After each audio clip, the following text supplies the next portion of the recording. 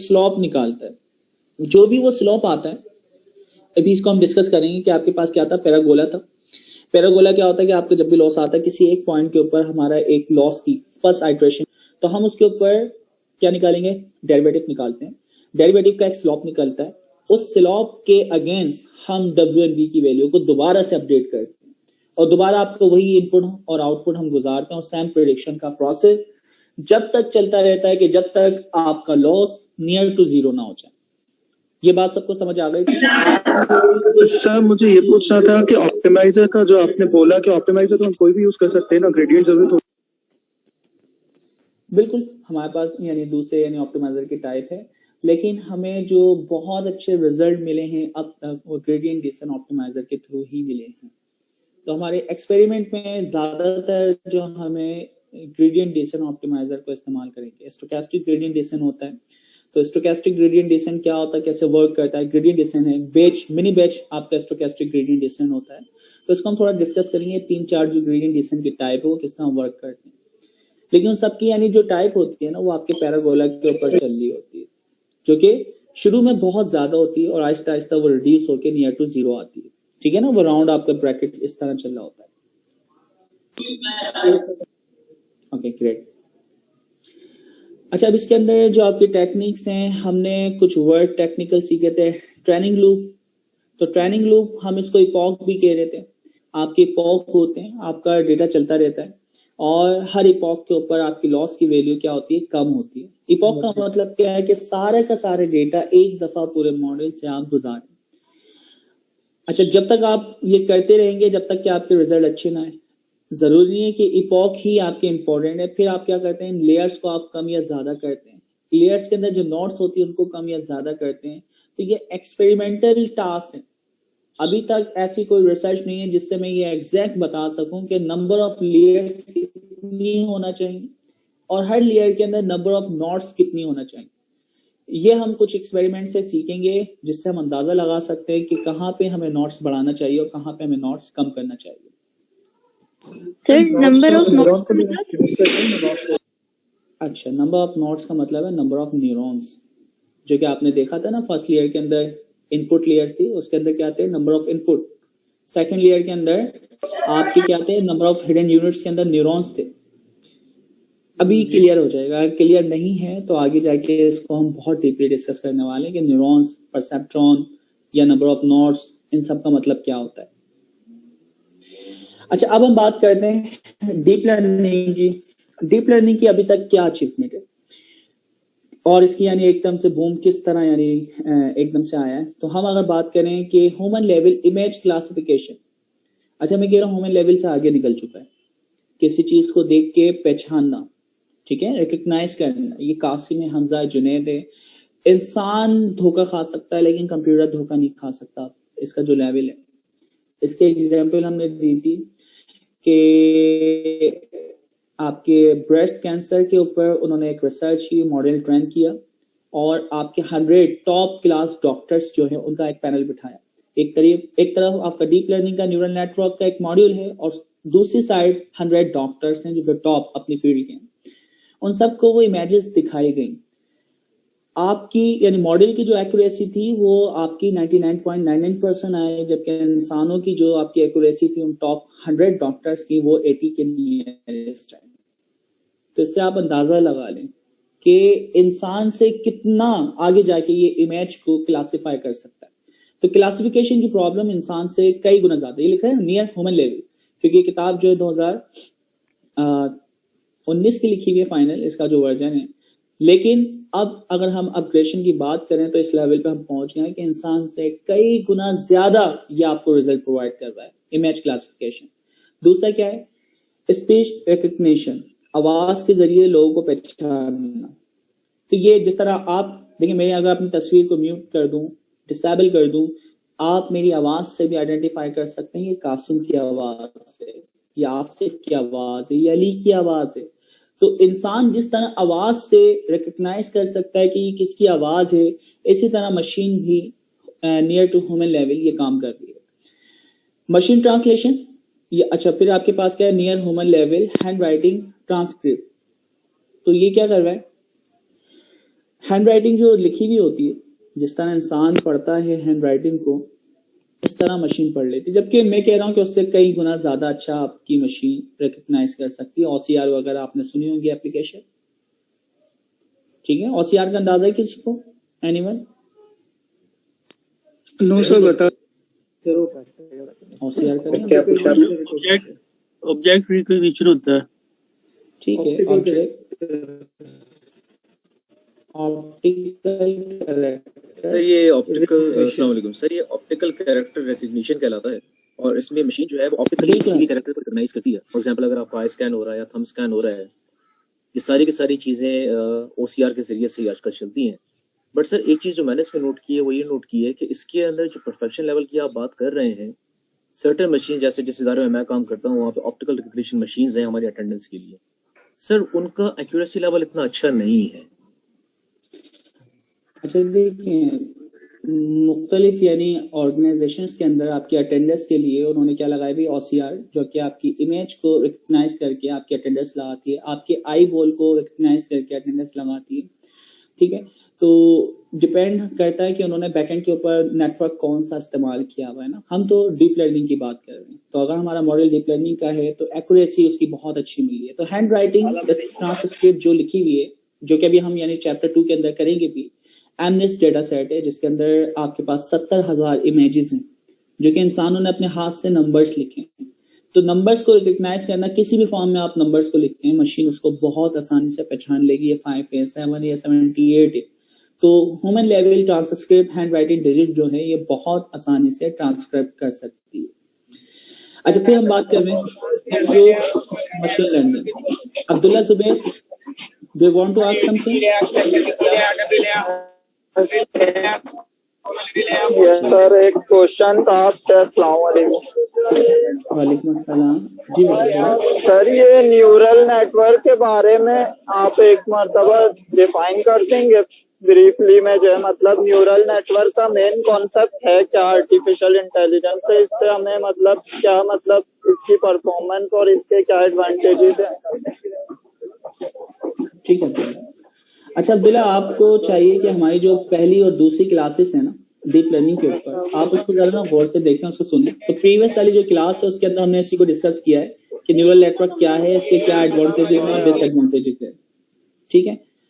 तो इसको आपको प्रीवियस जो हमारी क्लास है ना उसको देखना पड़ेगी। उसके अंदर ये बहुत डीपली हमने सिर्फ टोटली डिस्कस किया है कि न्यूरल नेटवर्क क्या है और उसके क्या एडवांटेजेस एंड डिसएडवांटेजेस हैं, ठीक है। अच्छा चलें, हम आगे चलते हैं। फिर हम बात कर रहे हैं इम्प्रूव मशीन लर्निंग ट्रांसलेशन। देखिए, मशीन ट्रांसलेशन क्या है? गूगल ट्रांसलेशन आप इस्तेमाल कर रहे हैं तो आप एक लैंग्वेज से दूसरी लैंग्वेज में बहुत आसानी से ट्रांसफर कर सकते हैं, ट्रांसलेट कर सकते हैं। तो ये आपकी बहुत इम्प्रूव हुई। यानी पहले जो आपकी यानी होती थी चाइनीज से उर्दू या इंग्लिश, तो कोई सी भी स्ट्रक्चर में आप जान देते हैं, वहां पे थोड़ी सी चीजों को समझना मुश्किल में होता था। न्यूरल नेटवर्क क्या कर रहा है? देखें, न्यूरल नेटवर्क जिस तरह इंसान चीजों को सीखता है ना, ग्रामेटिकली जो उसके स्ट्रक्चर्स होते हैं वो उसके जहन में बैठ जाते हैं। अब वो जो भी आपका सेंटेंस है पास्ट का, फ्यूचर का, वही टेंस यानी वो मैप करता है दूसरी लैंग्वेज के अंदर। तो यहाँ पे क्या हो रहा है, मशीन लर्निंग भी यही करती है कि एक लैंग्वेज के जो ग्रामेटिकली स्ट्रक्चर है वो लर्न करती है और आपको उसको मैप करना होता है दूसरी लैंग्वेज के ग्रामेटिकली स्ट्रक्चर के ऊपर। तो वो बहुत अच्छा परफॉर्म कर रही होती है एक लैंग्वेज से दूसरी लैंग्वेज में ट्रांसलेट करने के लिए। तो बहुत इसकी अच्छी इंप्रूवमेंट हुई, आप देख सकते हैं। एग्जाम्पल आपके पास गूगल ट्रांसलेशन मौजूद है। Improve text to speech conversion. तो टेक्स्ट से आप कन्वर्ट करते थे स्पीच में, टेक्स्ट टू स्पीच कन्वर्जेशन, इसको इम्प्रूव किया गया। ह्यूमन लेवल तक हम नहीं पहुंचे। Digital assistant such as Google Now, Amazon Alexa, ठीक है, बाइडू और बहुत सारे आपके पास हैं। स्मार्ट स्पीकर जो आप लोग इस्तेमाल कर रहे हैं, गूगल असिस्टेंट आपके मोबाइल के अंदर, एंड्रॉइड के अंदर है। होम बटन प्रेस करके रखें, देन आप जो भी उसको सर्च करने का बोलते हैं, कॉन्टेक्ट ओपन करने का बोलते हैं, कॉल बैक करने का बोलते हैं, वो सारे काम गूगल असिस्टेंट परफॉर्म करता है। तो बहुत अच्छा परफॉर्म कर रहा है। स्मार्ट स्पीकर इस वक्त दुनिया की यानी बहुत अच्छी एग्जाम्पल है कि आप बोल के अपने एसी को, अपने फ्रिज को, जो भी आपने आईओटी के जरिए इंटीग्रेट किया है स्मार्ट होम के अंदर, आप उनको कंट्रोल कर सकते हैं। ह्यूमन लेवल ऑटोनोमस ड्राइविंग, तो ह्यूमन लेवल तक पहुंच गए जब इन्होंने ऑटोनोमस कार वगैरह जो है मार्केट में लॉन्च कर दिए। अच्छा, बहुत सारी चीजें हैं कि उनकी यानी एक्यूरेसी वगैरह में कुछ चीजों में प्रॉब्लम है क्योंकि मॉड्यूल है और मॉड्यूल की एक्यूरेसी हमेशा इंप्रूव होती रहेगी, तो कहीं ना कहीं मसले मसाइल तो आएंगे। इम्प्रूव एड टारगेटिंग, तो गूगल क्या करता है? Targeting marketing. गूगल के अलावा फेसबुक और बाइडू और बेशुमार आपके पास यानी कंपनीज हैं जो कि क्या करती है? Targeting marketing. ये वर्ड बड़ा इंपॉर्टेंट है। टारगेटिंग मार्केटिंग क्या है? देखिए, फेसबुक कासिम के बिहेवियर को जानता है, फेसबुक अली के बिहेवियर को जानता है, फेसबुक अब्दुल्ला के बिहेवियर को जानता है। ये तीन बंदों के बिहेवियर अलग हैं, उनके बाइंग करने के स्टाइल, पैटर्न या कोई भी एक्टिविटी, चीजों को लाइक या डिसलाइक करने का जो पैटर्न है, तीनों का मुख्तलिफ है। तो फेसबुक मेरे पैटर्न के मुताबिक मुझे सजेस्ट करेगा कि इस चीज के ऊपर क्लिक करेगा या नहीं, और इसी तरह इन दो बंदों को अलग अलग वो टारगेट करेगा। तो टारगेटिंग मार्केटिंग बहुत इंपॉर्टेंट है इस पार्ट के अंदर। इम्प्रूव सर्च रिजल्ट, गूगल ने इसको बहुत अच्छा यानी आप इसकी एग्जांपल मौजूद है, डीप लर्निंग इसमें इस्तेमाल हो रही है। Ability to answer natural language question, तो जनरल लेवल जो आपके क्वेश्चंस होते हैं, जैसे कि मैं आपसे यानी कोई भी क्वेश्चन करता हूँ किसी भी कंट्री से रेलेवेंट, तो जनरल लेवल जो क्वेश्चंस हैं उनकी एबिलिटी अभी बिल्ड हुई है, आप देख सकते हैं।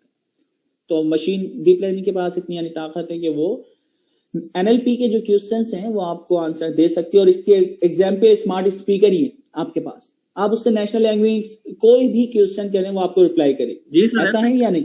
बिल्कुल करके देखा ये प्रैक्टिकल, ठीक है, ये प्रैक्टिकल और भी आप करके देखिएगा। अच्छा, फिर आखिरी ये कह रहा है सुपर वुमेन गो प्लेइंग। गेम के मामले में अगर मैं बात करता हूँ ना, हमारे पास एक गेम है, उसका नाम क्या था? गो के नाम से एक गेम बनाया गया है, बिल्कुल। जैसे आपकी यानी शतरंज होती थी ना, शतरंज इंसान यानी खेलता है, उसकी बहुत सारे पैटर्न हैं। तो मशीन को ट्रेन किया गया उन तमाम पैटर्न पे कि जब सामने वाला ये चाल चलता तो उसके अगेंस्ट आपको ये चाल चलनी। मशीन क्या कर रही थी? सीख रही थी। उसको मैंने दुनिया की जो एक्सपर्ट तरीन लोग थे उनके अगेंस्ट कंपटीशन जो होने वाले थे वो मैंने दिए, एक जीतने वाले एक हारने वाले। हमें मशीन को जितवाना था तो हमने हारने और जीतने वाले दोनों उसको मॉडल दी, फिर हमने उसको ट्यून कर दिया कि भाई इसको जीतना है। तो वो सारे के सारे पैटर्न जो दुनिया के यानी टॉप क्लास लोग खेलते थे वो उसने सीख ली। फिर इसकी यानी जो लेवल है ना, लेवल ऑफ कॉन्फिडेंस, वो इस कदर बढ़ गया कि इसके सामने दुनिया के किसी भी इंसान को बैठा दो वो इसको हरा नहीं पाता। तो कह रहा है सुपर वुमेन गो प्लेइंग। तो इस तरह की यानी गेम्स वगैरह के अंदर सुपर वुमेन लेवल की आपने इसको एबिलिटी दे दी, ये सारी की सारी चीजें। अच्छा, अब ये कह रहा है कि don't believe the short term hype. Deep learning, machine learning, artificial intelligence की अगर मैं बात करता हूँ, इसकी हाइप बहुत सारे डिकेड, बहुत सारे दौर के अंदर उठी। अब वो दौर की यानी मुख्तलिफ यानी ईयर्स ये बताएगा, जैसे 1960, 1967, 1970 और इसी तरह और फर्दर 1980 तक के दरमियान ये चीजें इनकी जो बूम है 85 और 90 तक इनके अंदर आई। ये क्या है? हाइप का मतलब क्या है? मशीन लर्निंग जैसे ही दुनिया में मुतारिफ करवाए गए कि भाई पहले जो रूल्स थे इंसान लिखता था, अब हम कह रहे हैं कि यार आपके पास डेटा मौजूद है, ऑर्गेनाइजेशन के पास बेशुमार डेटा, बैंक के पास बेशुमार डेटा है, उस डेटा से हम रूल्स फाइंड कर सकते हैं। पूरी दुनिया ट्रैक हुई यार, एक नया दौर आया कि हम डेटा से पैटर्न फाइंड कर सकते हैं, ठीक है। तो वो हाइप थी।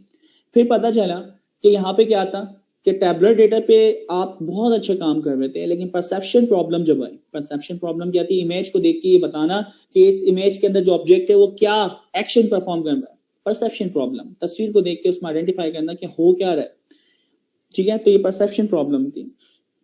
तो पता चला आपके मशीन लर्निंग के जो पुराने एल्गोरिथम है वो तो उसके ऊपर काम ही नहीं कर सकते। अच्छा, ये काम ना करने से मुराद कर सकते थे, लेकिन उसके लिए आपको इमेज प्रोसेसिंग करना पड़ती थी। फीचर इंजीनियरिंग याद है जी दोस्तों? फीचर इंजीनियरिंग यस सर, याद है। क्या होती है फीचर इंजीनियरिंग? सर उसमें जो पिक्चर की जो ना फीचर्स जो हम निकालते हैं, एजेस हो गए, शार्पनेस हो गई, सरफेस हो गया।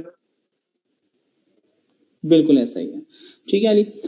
तो इमेज प्रोसेसिंग आपको करना पड़ती थी। लाइक कासिम को अगर देख रहे हैं, कासिम की आंख, नाक, कान, ये तमाम चीजें आपको इमेज से निकालना पड़ेंगे। उसका एक मैट्रिक्स बनेगा, उसका एक वेक्टर बनेगा नमपाई, और वो नमपाई एरे जो आपको है मशीन लर्निंग के एल्गोरिथम को देना पड़ेगा, उससे वो सीखेगी। तो यहाँ पे फीचर इंजीनियरिंग करना बहुत ही मुश्किल तरीन काम था। अगर मैं इसे बात करूं कासिम और अली को आइडेंटिफाई करने के लिए कितने फीचर्स होंगे, आप मुझे 500, 1000 या 10,000 फीचर्स गिनवा सकते हैं कि ये फीचर्स होंगे। तो उन फीचर्स को मैनुअली निकालना, एक्सट्रैक्ट करना एक अपनी अलग साइंस थी। तो इस वजह से एक वक्त आया और इसके ऊपर काम करना रुक गया। तो एक हाइप जनरेट हुई थी कि यार मशीन लर्निंग के जरिए आप सारे के सारे काम कर सकते हैं, लेकिन प्रॉब्लम एक जगह पे आके आप स्टक होगा। वो स्टक कहाँ पे हुए आप के फीचर इंजीनियरिंग यहाँ पे आपको मैनुअल करना पड़ रही थी। तो आगे फिर एक्सपर्ट लेवल की तरफ हम मूव हुए। एक्सपर्ट लेवल क्या हुआ कि हम देखिए यहाँ पे हम स्टक हुए। अब एक जगह के ऊपर आके मशीन लर्निंग की हाइप हुई, लेकिन यहाँ पे आके आप क्या होगा, स्टक होकर फंस गए। आगे आप कुछ कर ही नहीं सकते क्योंकि एल्गोरिथम इस काबिल ही नहीं है कि वो खुद चीजों को फाइंड कर सके। तो हाइप इस तरह आपकी उठी थी। फिर उसके बाद आपके पास सिंबॉलिक एआई की हाइप उठी, आर्टिफिशियल इंटेलिजेंस थी। सिंबॉलिक एआई की आती प्रोग्रामिंग, प्रोग्रामर्स की बहुत डिमांड बढ़ी।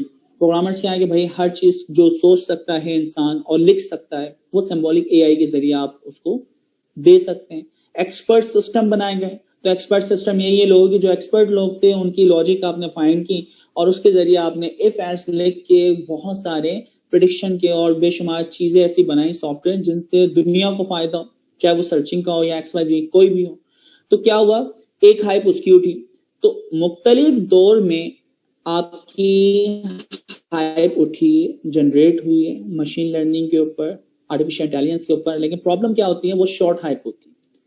शॉर्ट हाइप का मतलब क्या था कि वक्ती तौर से स्टार्ट होती है, लोग 5 साल 10 साल उसके ऊपर बहुत ज्यादा वर्क करते हैं, लेकिन कहीं आके स्टक हो जाते हैं, फंस जाते हैं। उसके बाद वो चीज रुक जाती है, उसकी प्रोग्रेस रुक जाती है। फिर ये कह रहा है कि भाई हमें डीप लर्निंग की जो ये हाइप है मशीन लर्निंग की, ये शॉर्ट हाइप के ऊपर आपको बिलीव नहीं करना। हो सकता है बहुत लंबा दौर हो जो हमें गुजारना है, बहुत लंबा दौर हो जो हमें स्पेंड करना है इनको सीखने के लिए, लेकिन ये आपसे वादा है कि डीप लर्निंग की जो प्रोग्रेस है वो बहुत अच्छी रहेगी। उसकी वजह क्योंकि मशीन लर्निंग के जितने एल्गोरिथम थे उनके अंदर फीचर इंजीनियरिंग हमें खुद करना पड़ती थी। फीचर इंजीनियरिंग यानी एक एक चीज हमें खुद बताना पड़ती थी, चाहे वो इमेज डेटा हो, चाहे वो ऑडियो डेटा हो, चाहे वो टैबलर डेटा हो, चाहे वो ग्राफ डेटा हो, कोई भी डेटा हो, उसके जो इनपुट हैं, उनके जो फीचर्स हैं वो हमें खुद सिलेक्ट करना पड़ते थे। ये प्रॉब्लम थी मशीन लर्निंग में। डीप लर्निंग हमें क्या फायदा दे रही है, किसी भी टाइप का डेटा हो आप उसको नंबर में, टेंजर में कन्वर्ट करें, मशीन को दे दें। अब मशीन जाने और उसका काम, वो फीचर इंजीनियरिंग भी खुद करेगी, उनके दरमियान जो रिलेशनशिप है वो भी खुद फाइंड करेगी। तो आपकी सबसे बड़ी जो प्रॉब्लम थी फीचर इंजीनियरिंग, वो मशीन ने यानी डीप लर्निंग ने दूर कर दी। तो न्यूरल नेटवर्क का सबसे बड़ा फायदा जो है वो यही है कि यहाँ पे आपको फीचर इंजीनियरिंग नहीं करना पड़ती। अच्छा, नहीं करना से मुराद ये नहीं कि बिल्कुल ही नहीं करना पड़ती, करेंगे तो अच्छे रिजल्ट आएंगे कम डेटा से, नहीं करते तो क्या होगा, ये ऑटोमेटिकली इस काम को खुद परफॉर्म करेगी। ये बात क्लियर है जी दोस्तों? जी सर। अच्छा, फिर शॉर्ट हाइप की बात ये कह रहा है, सर क्लियर है। ठीक है। ये देखिए ये क्या हाईलाइट हुआ हुआ है, ह्यूमन लेवल जनरल इंटेलिजेंस। ये कुछ याद है, एआई फॉर एवरीवन में आपने पढ़ा था जी? ह्यूमन लेवल जनरल इंटेलिजेंस का कुछ पता है? हाँ, क्या था ये sir general intelligence? Sir general intelligence वही है जो रोबोट, मतलब जो है ना, कोई भी रैंडम टास्क, कोई भी टास्क दे उसको वो कर ले, उसके पहले से ही प्रोग्राम ना किया हो गया हो, मतलब खुद ही करता है, तमाम चीजें एक साथ कर ले, एक ही मॉडल को ट्रेन करे, वो तमाम चीजें करे। ओके ग्रेट, बिल्कुल सही कहा आपने। हर वो काम, सिंपल सी डेफिनेशन, हर वो काम जो कि इंसान कर सकता है अगर वो मशीन करने लग जाए तो हम उसको कहते हैं जनरल इंटेलिजेंस। अच्छा, अभी हम इससे बहुत दूर हैं, ठीक है, हम इस लेवल पे नहीं पहुंचे कि जनरल इंटेलिजेंस जो हम बात कर रहे हैं वो मशीन से परफॉर्म करवा सकें। तो हम अभी इस लेवल से बहुत दूर हैं, लेकिन कोशिश की जा रही है कि हम यहाँ तक पहुंचे। हो सकता है 10 साल, 1000 साल, हमें नहीं पता कितने टाइम लगेगा, लेकिन पहुंचेंगे जरूर, ठीक है। कोशिश है, 100% श्योरिटी नहीं है, यह सिर्फ एक प्रेडिक्शन है कि हम पहुंचेंगे, कोशिश है। ओके, तो फिर ये आपको कह रहा है भाई डिसअपॉइंटेड नहीं होना आपको, ये बहुत सारे दौर आए, विंटर्स आए, ठीक है। तो हम एआई के विंटर भी इन्हें कहते थे जो मुख्तलिफ दौर के अंदर आए। कह रहे हैं देखें एआई विंटर, तो बहुत सारे एआई विंटर हमारे पास आए, ठीक है। उनके अंदर मुख्तलिफ आपकी यानी रिसर्च की गई, मुख्तलिफ काम किए गए, मुख्तलिफ आपकी अचीवमेंट थी, लेकिन ऊपर आप देख सकते हैं कि इस वक्त हमने ये सारी की सारी चीजें अचीव कर ली, तो इस लेवल तक हम आ चुके हैं। तो इसका मतलब है अब आपकी एक हाइप न्यू जनरेट हुई है। 2012 के बाद ग्राम बेल इसके ऊपर यानी जॉन हिंटन वगैरह ने भी बहुत सारे काम किए हैं, LSTM वगैरह के ऊपर, इमेज के ऊपर किए हैं, CNN कन्वोल्यूशन न्यूरल नेटवर्क। तो CNN जैसे ही आया ना, उसने कंप्यूटर विजन की दुनिया में न्यूरल नेटवर्क को डिफॉल्ट कर दिया। यानी अगर आप इमेज प्रोसेसिंग के ऊपर काम करना चाह रहे हैं, इमेज में से किसी भी चीज को क्लासिफाई करवाना या कोई भी चीज फाइंड करना, वो सारे काम CNN बहुत आसानी से परफॉर्म कर सकता है। तो ये क्या थी आपकी रेनोवेशन आपकी आई। इसके अलावा फिर सबसे बड़ी प्रॉब्लम ये थी कि हार्डवेयर जो होते ना वो आपके इतने फास्ट नहीं होते थे, CPU बेस्ड थे। तो आज के सबसे अच्छा CPU बेस्ड सिस्टम भी मैं उठाऊं और उसके ऊपर न्यूरल नेटवर्क चलाऊं और बिग डेटा उस पर आ जाए तो बड़ी प्रॉब्लम आती, नहीं कर पाएगा उसको, प्रोसेस स्लो करेगा, प्रोसेस करेगा लेकिन बहुत स्लो करेगा। तो उस वक्त तो इस लेवल के भी आपके पास क्या नहीं थे, प्रोसेसर नहीं थे। 2012 के अंदर क्या हुआ कि आपका एनवीडिया ने क्या किया, वैसे 2007 के अंदर एनवीडिया ने अपने GPU बनाना स्टार्ट किए थे। इसने 2010 के अंदर कोडा के नाम से एक लाइब्रेरी लिखी जो कि सपोर्ट करती थी किसको, आपकी प्रोग्रामिंग इंटरफेस को, यानी वो काम जिसके अंदर आप यानी कोई नंबर्स है, कोई टेंजर्स है, उनको आपस में मल्टीप्लिकेशन करवाना। तो GPU तो पहले तस्वीर पे काम करता था, लेकिन फिर क्या हुआ, उन्होंने एक कोडा के नाम से एक लाइब्रेरी, एक कोड लिखा। कोई कुछ कहना चाह रहे हैं? अजमल आपको म्यूट करना पड़ेगा प्लीज। कोई क्वेश्चन हो हैंड रेज कर दें, देन मैं आपसे आस्क कर लूंगा जी। तो हम बात कर रहे थे किसकी, कोडा क्या है आपका एनवीडिया ने अपना एक लाइब्रेरी इंट्रोड्यूस करवाया। उस इंट्रोड्यूस में इन्होंने क्या किया कि प्रोग्रामिंग को भी सपोर्ट करना स्टार्ट कर दी। पहले जो आपका GPU होता था वो सिर्फ आपकी जो इमेजेस हैं, जो आपकी वीडियोस हैं, 3D इमेजेस हैं, उनको सपोर्ट करता था, उनको रेंडर करता था। 2010 के अंदर इन्होंने कोडा के नाम से अपनी एक लाइब्रेरी लिखी और उसका क्या फायदा हुआ, उसका हमें ये फायदा हुआ कि वो प्रोग्रामिंग को सपोर्ट करता है। वो काम यानी मिलियंस ऑफ नंबर जो कि हमारा कंप्यूटर अगर परफॉर्म करे तो वो उसको लाइक 4 घंटे में या 5 घंटे में करे, ये 2-3 सेकंड में उसको परफॉर्म कर रहा है। तो अब आपकी दुनिया में एक नई क्या आ गई, इनोवेशन आ गई। और वो इनोवेशन क्या है कि आपका कंप्यूटर अब बहुत फास्ट नंबर्स को कैलकुलेट कर सकता है। तो पहली चीज आपके पास CNN आया, कन्वोल्यूशन न्यूरल नेटवर्क। अच्छा ये पहले से मौजूद था लेकिन इसमें कुछ इंप्रूवमेंट की गई है। फिर दूसरा फायदा क्या हुआ आपका जी दोस्तों, दूसरा फायदा क्या था,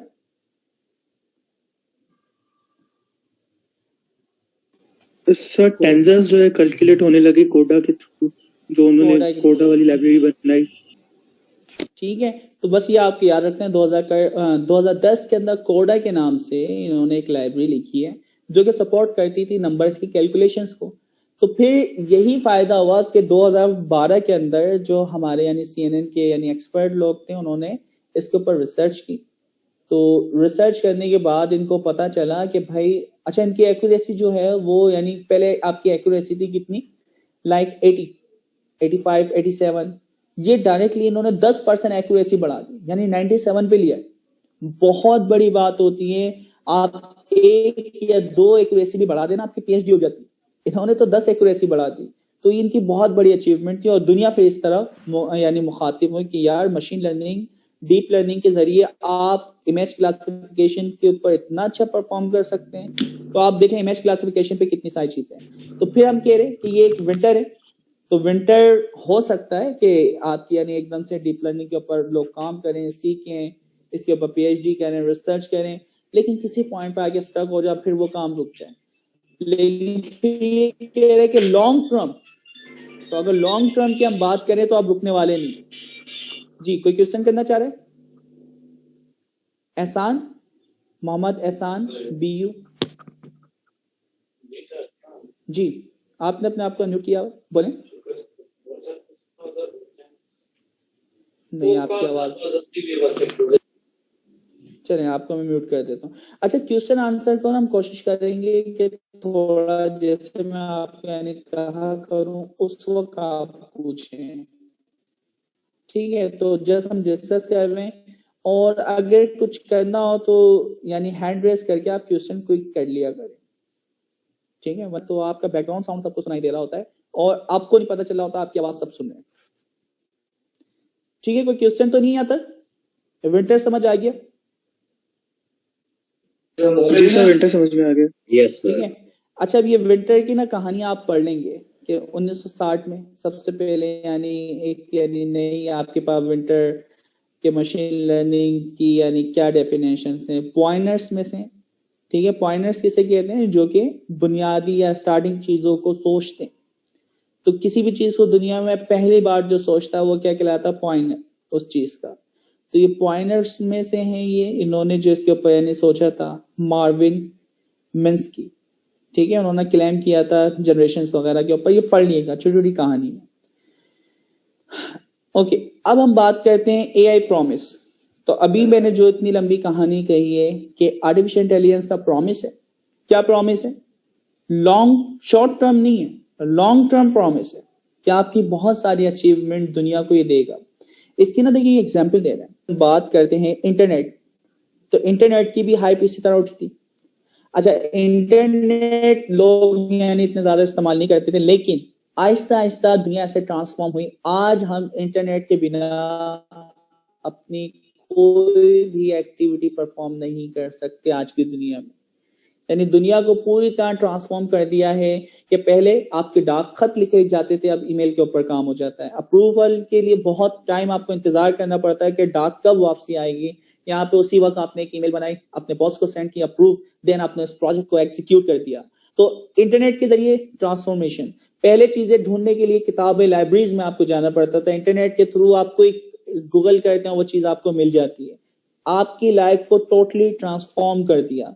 इसी तरह और बेशुमार चीजें, अभी जैसे कोविड की वजह से पहले जितने भी आपकी मीटिंग्स होती थी, क्लासेस होती थी, पढ़ाते थे, वो फिजिकल लोकेशन पे होती थी। अब देखिए पूरी दुनिया को ट्रांसफॉर्म कर दिया। पूरी दुनिया अब जूम के ऊपर या इसी तरह की जो जूम मीटिंग टाइप सॉफ्टवेयर्स हैं, उनके जरिए आपकी जो भी मीटिंग्स हैं, एक्टिविटीज हैं जो फिजिकल हुआ करती थी, उनको कंडक्ट कर दी। तो दुनिया को इंटरनेट ने पूरी तरह ट्रांसफॉर्म कर दिया। आज मैं बिना इंटरनेट के 10 मिनट भी नहीं रह सकता। तो इंटरनेट की आप अहमियत को पहचाने कितनी ज्यादा। इसी तरह इलेक्ट्रिसिटी और बहुत सारी चीजें आई हैं, तो इसको भी हम क्या कह रहे हैं? New electricity. आर्टिफिशियल इंटेलिजेंस जो है वो क्या है? New electricity.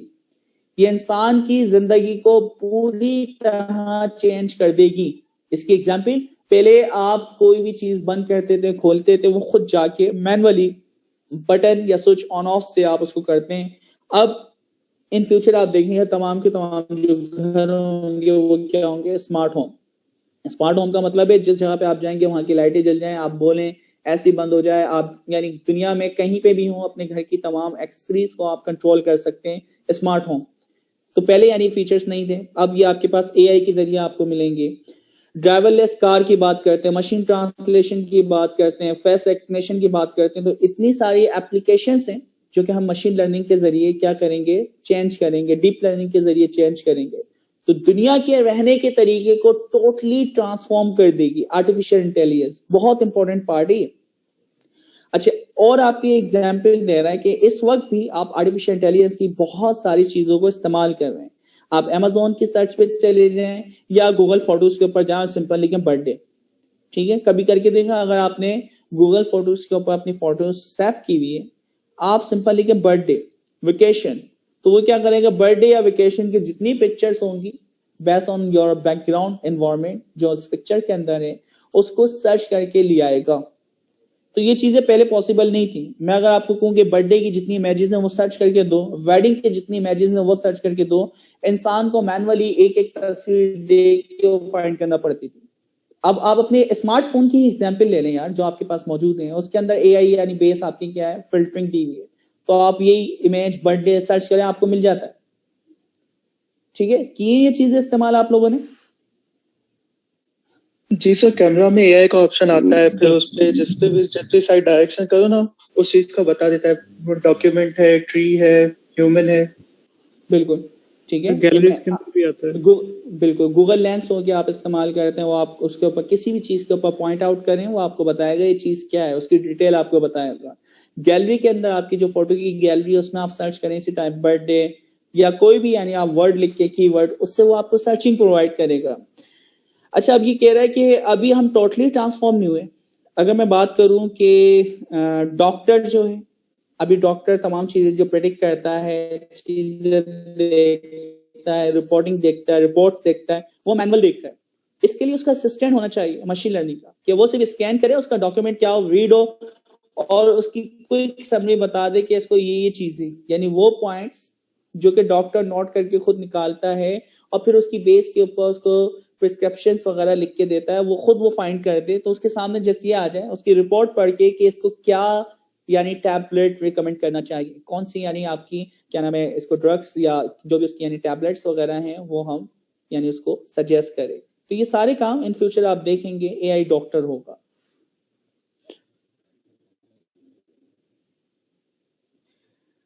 ठीक है, तो हम इन चीजों में आपकी जो कार है एक जगह से दूसरी जगह आप जाएंगे तो वो किसके जरिए जा रहे होंगे, आप ड्राइवरलेस कार के जरिए जा रहे होंगे, डॉक्टर्स वगैरह आपके यानी होंगे और बेशुमार चीजें हैं। तो ये इसने भाई देखें लॉन्ग टर्म प्रॉमिस है इसका, शॉर्ट टर्म प्रॉमिस नहीं, लॉन्ग टर्म इंसान की जिंदगी को पूरी तरह ट्रांसफॉर्म कर देगा। ठीक है, तो इसमें कोई मुश्किल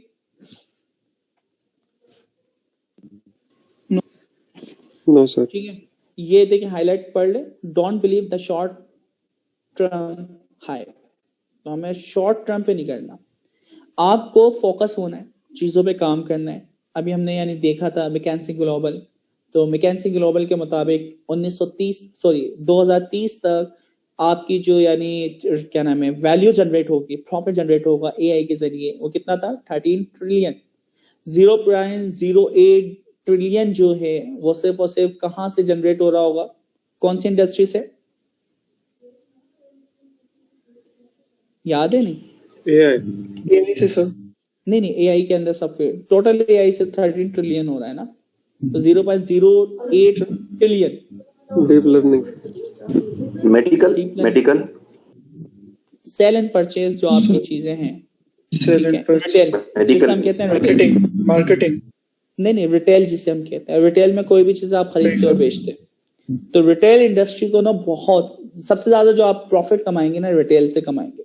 आप देखें ना फेसबुक आपको जो चीजें बेच रहा है, दराज जो आपको चीजें बेच रहा है, जिसका जो मतलब है ना इंसान को उसकी मतलब की चीज दिखाई जाए, उसको लेना भी ना हो ना वो ले लेगा।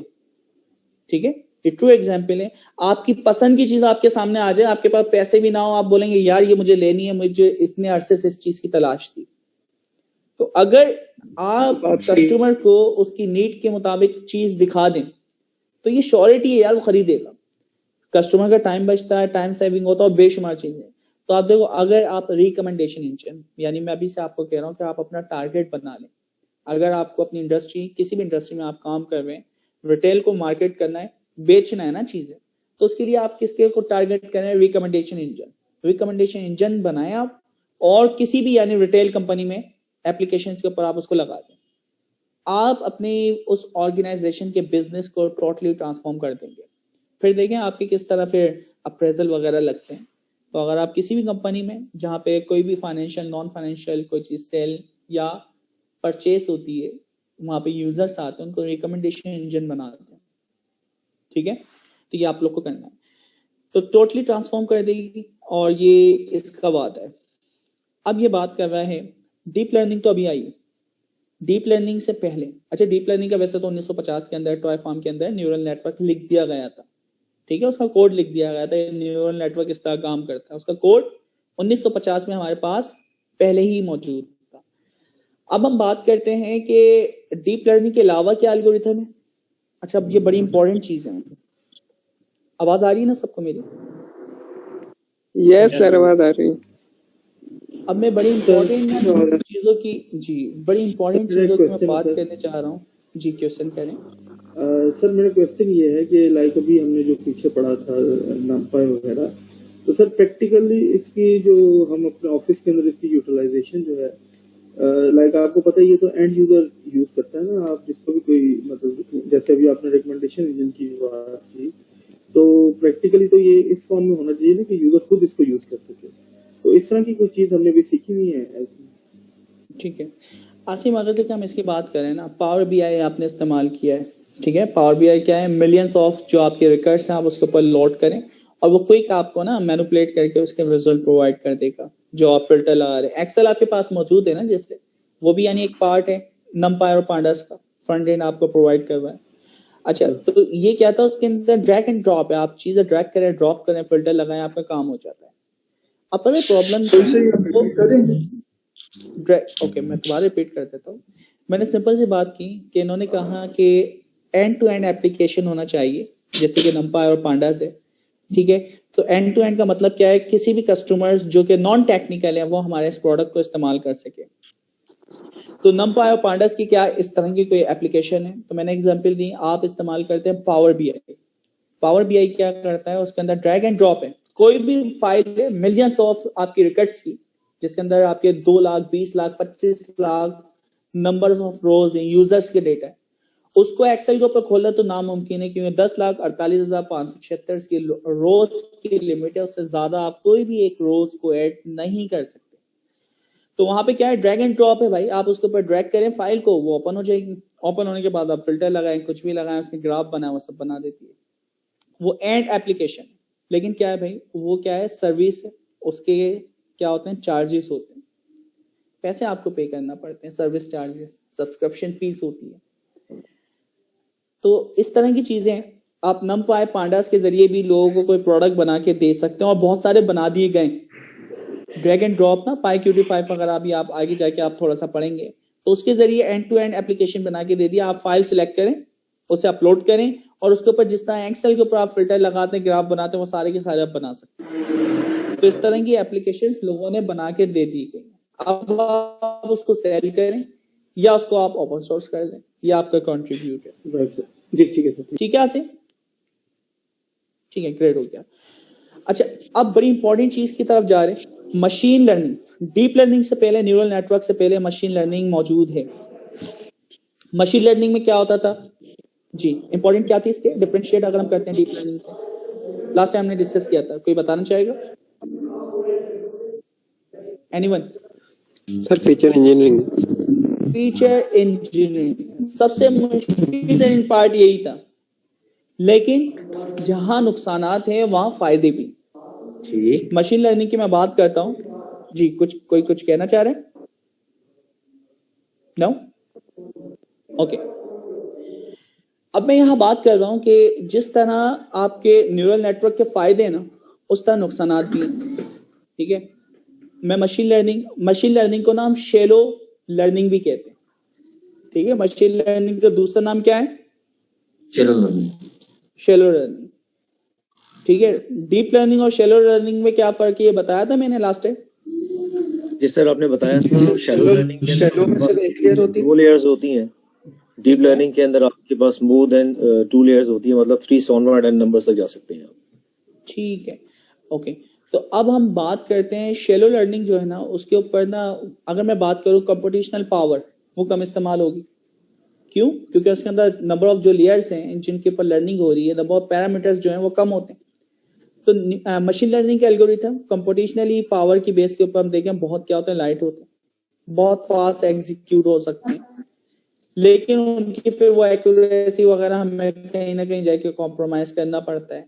तो मशीन लर्निंग का ये फायदा है। अच्छा, अब मशीन लर्निंग के बहुत सारे एल्गोरिथम हैं जो आज भी हम इस्तेमाल करते हैं। ठीक है, यानी हर काम करने के लिए मैं न्यूरल नेटवर्क को इस्तेमाल नहीं करूंगा। इसके एग्जाम्पल ऐसे हैं, जैसे मक्खी मारने के लिए आप तोप का इस्तेमाल करें, या एक छोटी सी कील ठोकने के लिए आप जो बड़ा वाला हथौड़ा गन होता है ना, जो आप मजदूरों को देखते हैं जिससे दीवारें तोड़ रहे होते हैं, उसका इस्तेमाल करें। तो इस तरह के एग्जाम्पल है कि हर काम करने के लिए आप न्यूरल नेटवर्क इस्तेमाल करें। तो ये हम पहले भी पढ़ चुके हैं कि हर काम करने के लिए हमें डीप लर्निंग सजेस्ट नहीं करनी, डीप लर्निंग को सिलेक्ट नहीं करना, बहुत सारे दूसरे एल्गोरिथम हैं। अच्छा, जो दूसरे एल्गोरिथम है ना, वो इस स्कोप से बाहर है, इस किताब के अंदर उसको बहुत ज्यादा डिस्कस नहीं किया। अगर आपको इंडिविजुअली वो पढ़ना हो तो मेरे पास इसकी प्रेजेंटेशंस वगैरह हैं, जिसके अंदर मैनुअली बाकायदा बताया जा रहा है कि एसवीएम काम किस तरह करता है, डिसीजन ट्री किस तरह वर्क करता है, ठीक है, रैंडम फॉरेस्ट किस तरह काम करता है। तो जितना भी एल्गोरिथम हम देखेंगे, ये सिर्फ उसकी एक हाई लेवल डेफिनेशन आपको बताएगा। लो लेवल आप पढ़ना चाह रहे हैं तो मुझसे आप डॉक्यूमेंट्स वगैरह ले सकते हैं, बल्कि यार नेट पे इतने सारे मौजूद हैं, ठीक है, तो आप उसको स्टडी कर सकते हैं। अगर आपकी स्टैट्स वगैरह अच्छी है, आपकी मैथ्स वगैरह अच्छी है, देन आपको समझ आएगा। तो मैं कोशिश करूंगा आसान अंदाज में जितना लो लेवल जाके मैं समझा सकता हूँ समझाने की कोशिश करता हूँ। तो हमें ये देखना है मशीन लर्निंग। मशीन लर्निंग का मतलब हम शैलो लर्निंग देख रहे हैं, डीप यानी न्यूरल नेटवर्क को भी हमने साइड में रख दिया, ठीक है। तो बहुत सारे पॉपुलर आपके पास एल्गोरिथम है जो हम इस्तेमाल करते हैं, तो एक एक करके हम डिस्कस करेंगे। तो ये यहाँ पे ये चीज आपको बताना चाह रहा है। सबसे पहले कह रहा है प्रोबेबिलिस्टिक मॉडलिंग। प्रोबेबिलिस्टिक मॉडलिंग कुछ नहीं है, कंडीशनल प्रोबेबिलिटी आप लोग को आती है दोस्तों? कितने लोगों को आती है कंडीशनल प्रोबेबिलिटी? स्टेट्स का एक पार्ट है ना प्रोबेबिलिटी। Yes sir. ठीक है, उसके अंदर होती है कंडीशनल प्रोबेबिलिटी, ठीक है। तो कंडीशनल प्रोबेबिलिटी क्या होती है कि एक चीज के ऊपर दूसरी चीज डिपेंड करती है। कोई इवेंट प्रीवियस क्या डेटा था, नया क्या डेटा आएगा आपको कुछ नहीं पता। आप यानी कॉइन को क्या करेंगे, टॉस करेंगे, और टॉस करने के बाद दोनों की हेड आएगा या टेल आएगा। अगर यानी आपका अनफेयर यानी फेयर क्वीन है तो हमेशा आपकी जो प्रोबेबिलिटी है 50% है, दोनों में से कुछ भी आ सकता है। कंडीशनल प्रोबेबिलिटी क्या है? देखिए कंडीशनल प्रोबेबिलिटी क्या है कि आपके पास जैसे आप ताज खेलते हैं तो ताज में से एक पट्टा निकाल लिया, जो भी आपके यानी उसका क्या कहेंगे कार्ड आपने निकाल के सामने रख दिया। अब क्या है आपके पास जो प्रोबेबिलिटी है वो क्या हो गई, चेंज हो गई, क्योंकि आपके पास दूसरे कार्ड बचे, ठीक है। तो ये क्या थी, कंडीशनल प्रोबेबिलिटी कि एक चीज आप निकाल लें, एक इवेंट अगर अकर हो जाए तो अब दूसरे इवेंट की जो प्रोबेबिलिटी है उनके अंदर चेंजिंग आती है।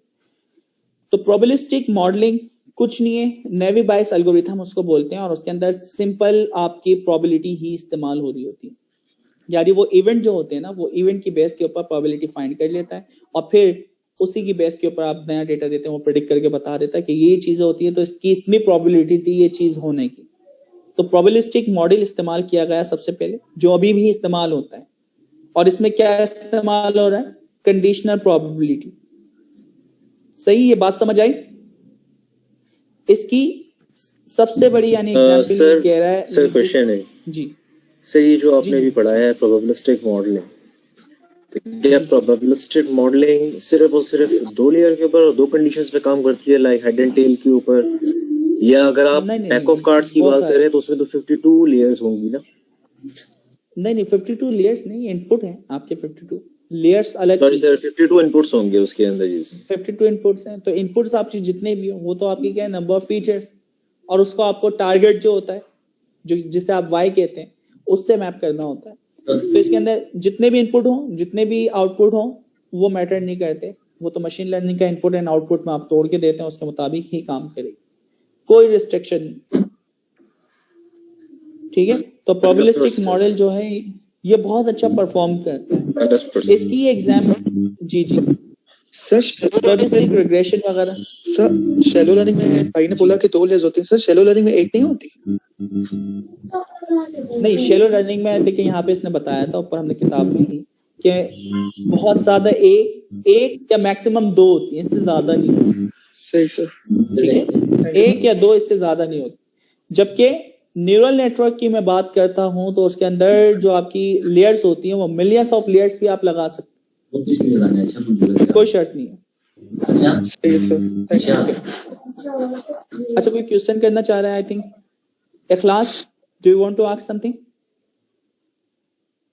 नहीं, okay okay. A closely related model is the logistic regression. Regression से ना कभी आप धोखा नहीं खाइएगा। रिग्रेशन का मतलब होता है, उसका आंसर क्या होता है, कंटिन्यू, जो हम बार बार पढ़ चुके हैं। यहाँ पे कह रहे हैं लॉजिस्टिक रिग्रेशन, ये क्लासिफिकेशन की एक यानी टाइप है, ठीक है। तो लॉजिस्टिक रिग्रेशन वगैरह यानी आपका क्या है, लॉग रैग भी हम कहते हैं for short, which is some of time consider to be the hello world of modern machine learning. तो भाई लॉजिस्टिक रिग्रेशन बहुत ज्यादा इस्तेमाल होती है, और वो भी आपकी नेवी बाइस वगैरह के अंदर हम प्रोबेबिलिस्टिक एल्गोरिथम से सॉल्व करते हैं, उसके बहुत अच्छे रिजल्ट हैं। अच्छा, अब ये बात कर रहा है कि एयरली न्यूरल नेटवर्क्स, इससे पहले यानी क्या क्या थी, ये न्यूरल नेटवर्क की ही बात कर रहा है कि 1980 के अंदर यानी एक डेटा सेट के ऊपर काम किया। 1950 के अंदर सबसे पहले लिखा गया था न्यूरल नेटवर्क का इनिशियल कोड जो था। मिड 1980 के अंदर multiple people independently rediscover back propagation. तो अभी जो हम टेक्निक इस्तेमाल करते हैं ना, बैक प्रोपगेशन, वेट्स को ऊपर हमने बात की थी कि यहाँ पे क्या होता था कि आपका लॉस आया, लॉस आने के बाद ऑप्टिमाइजर क्या करता था, लॉस के ऊपर डेरिवेटिव निकालता है और फिर उसके बाद आपके जो वेट्स होते हैं उन्हें अपडेट करता है। तो ये जो पीछे जाके ऑप्टिमाइजर दोबारा वेट्स को अपडेट करता है, इसे हम क्या कहते हैं, बैक प्रोपगेशन। ठीक है, ये बात समझ आई? बैक प्रोपगेशन क्या है? लॉस आने के बाद ऑप्टिमाइजर दोबारा है यानी सेकंड आइटरेशन के अंदर वेट्स को जब अपडेट करता है, एक दफा कोड गुजरा, वाई प्रेडिक्ट हुआ, लॉस कैलकुलेट हुआ, अब नेक्स्ट टाइम ये क्या करेगा, वेट्स को क्या करेगा, अपडेट करेगा। तो ये पीछे जाके क्या करता है, आपके वेट्स को अपडेट करता है, जिसे हम क्या कहते हैं, बैक प्रोपगेशन। इसी तरह जब आपका डेटा फर्स्ट टाइम आता है, पहली लेयर दूसरी लेयर से गुजरता है और वेट्स जनरेट होते हैं, इसको हम कहते हैं फॉरवर्ड प्रोपगेशन। दोनों नाम याद रहेंगे। बैक प्रोपगेशन जब लेयर से डेटा सीधा यानी गुजरते हुए प्रेडिक्शन की तरफ जाता है, लॉस निकलता है और लॉस निकलने के बाद ऑप्टिमाइजर दोबारा वेट्स को अपडेट करता है, तो वो बैक प्रोपगेशन। ठीक है, तो तीर का निशान आगे की तरफ जा रहा है तो फॉरवर्ड प्रोपगेशन, और तीर का निशान पीछे की तरफ जा रहा है तो उसको हम क्या कहेंगे, बैकवर्ड प्रोपगेशन या बैक प्रोपगेशन। ठीक है, तो ये आपको याद होना चाहिए, दोनों का डिफरेंशिएट पता होना चाहिए। तो हमें पता चला कि 1900 कब लिखा गया था दोस्तों जी? 1950 में। 1960 में इसका कोड लिखा गया, 1950 में इसका कोड इनिशियल लिखा गया, और उसके बाद 1980 के अंदर इसके ऊपर बैक प्रोपगेशन के ऊपर लोगों ने काम किया। ऑप्टिमाइजेशन टेक्निक है जो हम अभी इस्तेमाल करते हैं। उसके बाद अगर हम बात करते हैं प्रैक्टिकल एप्लीकेशन न्यूरल नेट्स केम इन 1989। 1979 के अंदर आपकी प्रैक्टिकल इंप्लीमेंटेशन आई पहली। ठीक है, प्रैक्टिकल इंप्लीमेंटेशन क्या थी, बेल लैब के अंदर यॉन, ये पूरा रिसर्च पेपर है, इसको आप फाइंड कर लीजिएगा। रिसर्च पेपर भी ढूंढना मैं आपको बता दूंगा किस तरह ढूंढते हैं। Problem of classifying hand writing digit. तो पहले यानी डाक वगैरह जो होती थी ना, उनके यानी नंबर्स वगैरह जो होते थे वो नॉट मैनुअल पढ़ना पड़ते थे, तो इन्होंने उसको क्लासिफाई करवाया था। फिर क्या है, रिजल्टिंग नेटवर्क डक लैंडनेट के नाम से was used by United state postal service in 1990।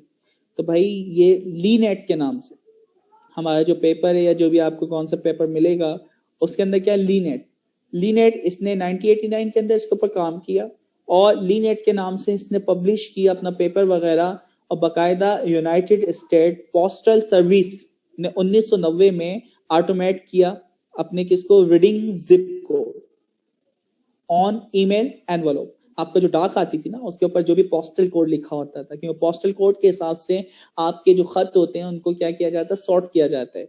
तो पहले इंसान पढ़ के उनको कैटेगराइज करते थे, अब मशीन पढ़ के उसको कैटेगराइज कर लिया। तो हमारा जो पहले यानी इसकी सक्सेस आई थी 1979 यानी 1990 के अंदर आई थी। ये बात भी याद रहेगी, कोई मुश्किल तो नहीं है ना? Excuse me sir. तो याद नहीं सर। जी जी Sir, unfortunately, I have missed some previous session, so because I was not well, then what should I do now? Okay. अब आप बेहतर हैं, सबसे पहले तो ये बताएं। Yes sir. चलें, ग्रेट हो गया। अच्छा, कुछ भी नहीं है यार, रिकॉर्डिंग इसकी मौजूद है। ठीक है, 3 या 4 रिकॉर्डिंग आपको उसकी देखनी है, पूरे कॉन्सेप्ट आपको समझ आ जाएंगे। तो बस ये कि थोड़ा सा टाइम वहां ज्यादा देना पड़ेगा, बल्कि नहीं, वहां देखें एक और फायदा है, आप वीडियो की स्पीड को ना 2 पे करके या 1.5 पे करके 1.5 घंटे की चीज को 1 घंटे में कवर कर सकते हैं। तो खैर आपके हाथ में। तो दोस्तों, अगर आपके पास यानी प्रीवियस जो लेक्चर्स हैं उनकी रिकॉर्डिंग है तो चैट में शेयर कर दें तो इनको मिल जाएगी। सर क्या ये फाइनल स्कोर पे इफेक्ट करेगी? यार देखो, फाइनल स्कोर पे डेफिनेटली आपकी इफेक्ट करेगी।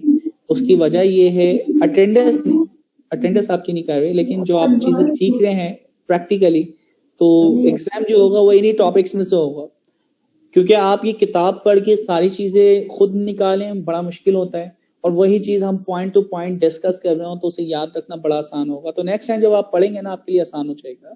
या इसका दूसरा हल ये है कि पोर्टल के ऊपर ना पॉइंट टू पॉइंट जो बातें ना वो हमने रिकॉर्ड करवाई। ठीक है, पोर्टल वाले वीडियो देख लें, सबसे आसान। ओके, उसके बाद रिकॉर्डिंग देख लें। एक question sir. Okay, thank you sir. ठीक है। जी सर एक क्वेश्चन था जी जी से भी गाइड कर दें सर, थोड़ा सा बता दीजिएगा linear regression. Okay, linear regression जो है ना, रिग्रेशन का जो आंसर होता है ना, वो हमेशा किस में होता है? कंटिन्यूअस वैल्यू होती है। यस सर, ये याद थी ये बात? पॉइंट्स में होता कंटिन्यूअस है क्या होता है? पॉइंट्स। मुझे नहीं पता कि पॉइंट्स में कुछ भी नंबर आ सकता है ना, 1 से लेके मिलियंस के दरमियान कोई भी नंबर आ जाए तो कंटिन्यूअस वैल्यू, मुझे नहीं पता क्या आएगा। यस जबकि सर, क्लासिफिकेशन में डिस्क्रीट वैल्यू होती है, मुझे पता है 1 आएगा, 2 आएगा या 3 आएगा या 9 आएगा, वो क्या है? Discrete value. अच्छा, तो अब यहाँ पे रिग्रेशन के अंदर हमेशा हमें क्या मिलती है? Continuous value. लॉजिस्टिक रिग्रेशन क्या है? रिग्रेशन की लास्ट आपकी जो लेयर होती है, आउटपुट लेयर होती है, वहां पे सिग्मॉइड फंक्शन लगा देते हैं। ओके सर, सिग्मॉइड फंक्शन जब हम लगा देते हैं रिग्रेशन पे, अब वो बन जाती है लॉजिस्टिक रिग्रेशन। तो लॉजिस्टिक रिग्रेशन से क्या होता है कि आपको जो भी आंसर होता है जो कंटिन्यूअस था, वो स्केल होके -1 से 1 के दरमियान आ जाता है। तब यस इससे क्या फायदा हुआ? हमने थ्रेशोल्ड सेट कर दिया कि 0.5 से अबव हो तो पॉजिटिव है, और 0.5 से लेस हो तो वो क्या? नेगेटिव। यस, ओके सर, तो हमें एक थ्रेशोल्ड मिल गया। तो इस वजह से वो क्या आ गया? अब वो क्लासिफिकेशन कर रहा है, बाइनरी क्लासिफिकेशन। तो इसलिए लॉजिस्टिक रिग्रेशन वो क्या है? क्लासिफिकेशन के लिए हम इस्तेमाल करते हैं, जबकि रिग्रेशन जो होती है वो कंटिन्यूअस वैल्यू होती है। ये दोनों का यानी एक वाज़ा फर्क है जो आपको आसानी से याद रहेगा। ठीक है, तो लीनेट ने इन्होंने इसके ऊपर काम किया और इसके ऊपर बहुत सारी इन्होंने यानी वर्किंग करी। इसका इन्होंने रेफरेंस कहीं दिया हुआ, देखें लीनेट कहीं आ रहा है, ये आ रहा है सपोर्ट वेक्टर मशीन आ रहा है, परसेप्ट्रॉन, ऑटोमेट, रिमोट कन्वोल्यूशनल। अच्छा, ये रिसर्च पेपर है, अभी इसको हम डिस्कस करते हैं। और किस तरह हम सर्च करते हैं ये भी आपको ये बता देगा। ठीक है, अगर इसने रिसर्च सर एक दफा तो हमारे पास किसका बता दें? Forward propagation. जी, किसका पूछें? Okay, forward propagation. इस तस्वीर को देखें। जी जी, मैं बता देता हूँ। इस तस्वीर को देखें, मशीन के अंदर इनपुट गया x, ठीक है, x के बाद ये w और b की वैल्यू जो जनरेट हुई मल्टीप्लीकेशन है, ठीक है, ये फॉरवर्ड प्रोपगेशन का पहला पार्ट है। दूसरे पार्ट के अंदर भी आपका इनपुट जाता है और यहाँ भी वेट्स आपके डॉट प्रोडक्ट निकलते हैं और आपकी क्या होती है? वाई प्रेडिक्ट होता है। तो इनपुट से लेके आउटपुट के दरमियान जब आपका डेटा गुजरता है, इसे हम कहते हैं फॉरवर्ड प्रोपगेशन। उसके बाद आपका लॉस वगैरह हम तमाम चीजें कैलकुलेट करते हैं और दोबारा से पीछे की तरफ जाके हम वेट्स को अपडेट करते हैं। तो जब आपके वेट्स अपडेट हो रहे हैं पीछे जाके, उसको हम क्या कहते हैं? Back propagation. ठीक है, और फिर दोबारा आपका इनपुट यानी चेंज होके जाता है, अब दोबारा आगे की तरफ जाएगा तो अब दोबारा क्या है? Forward propagation. तो ये प्रोसेस चलता रहेगा, फॉरवर्ड बैकवर्ड, जब तक कि आपका लॉस नियर टू क्या ना हो जाए? 0। Okay, yes sir. Okay, grade हो गया। अब हम बात करते हैं SVM, सपोर्ट वेक्टर मशीन। ठीक है, हमारे एल्गोरिथम का नाम क्या है? SVM। SVM बहुत ही आसान यानी आपके पास टॉपिक है, आप YouTube से भी देख लें भले, और मैं आपको अगर मैं दिखाऊं कि काम कैसे करता है SVM।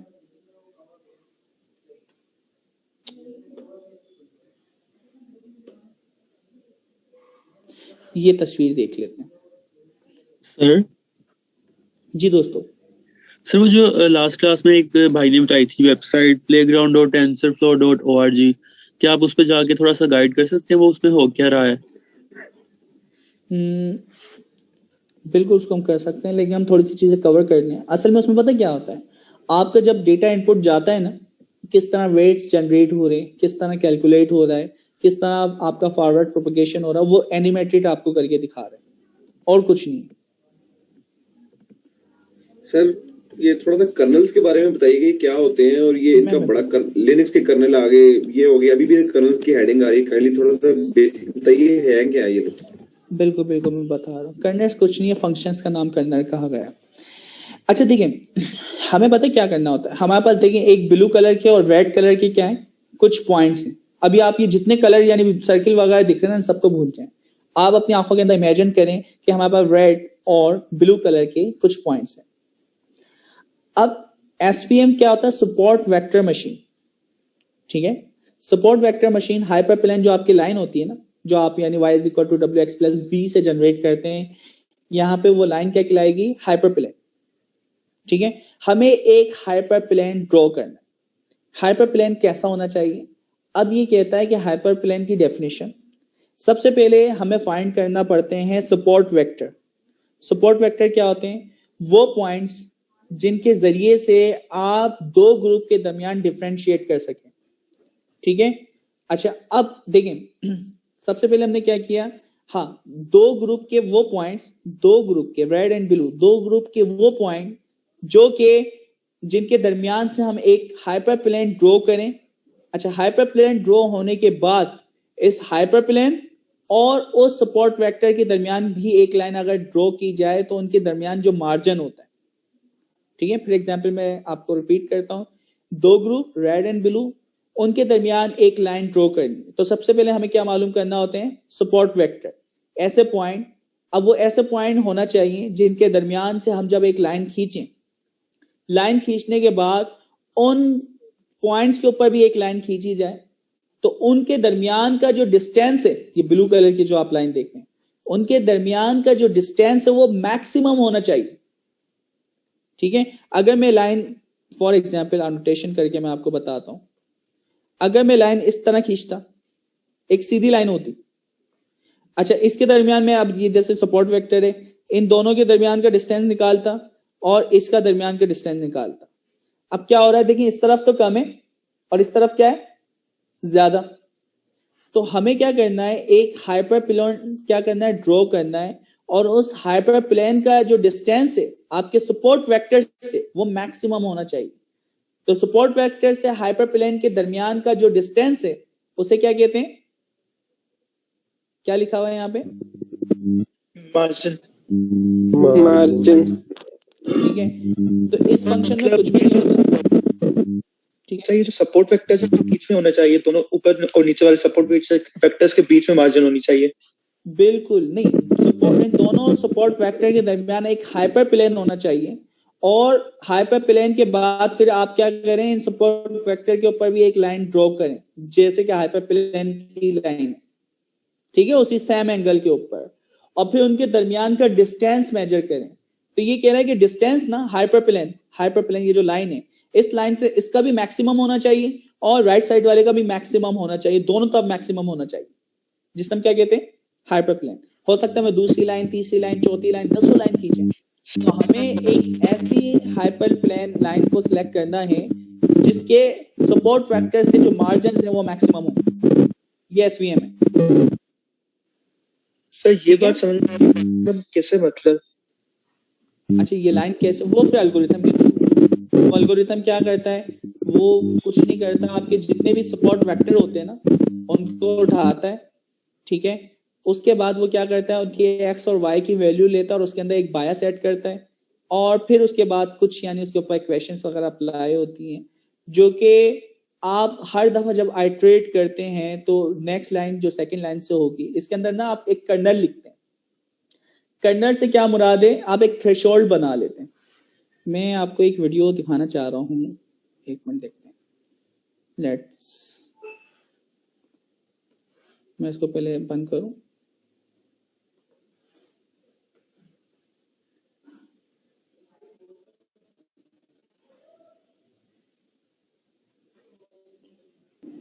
सर ये इसमें सपोर्ट वेक्टर की जो वैल्यूज होंगी वो कहाँ से मिलेंगी हमें, अगर हमने इसको ड्रॉ करना है किसी ग्राफ के ऊपर, कि वो एक ही लाइन, लीनियर लाइन के ऊपर आपके पास अवेलेबल हो, तो वो वैल्यूज कहाँ से मिलेंगी? या दूसरा, मैं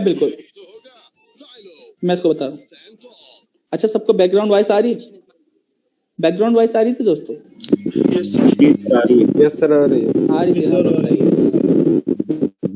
नहीं, बैकग्राउंड इसकी वीडियो की वॉइस आ रही थी? यस सर आ रही है। जी सर।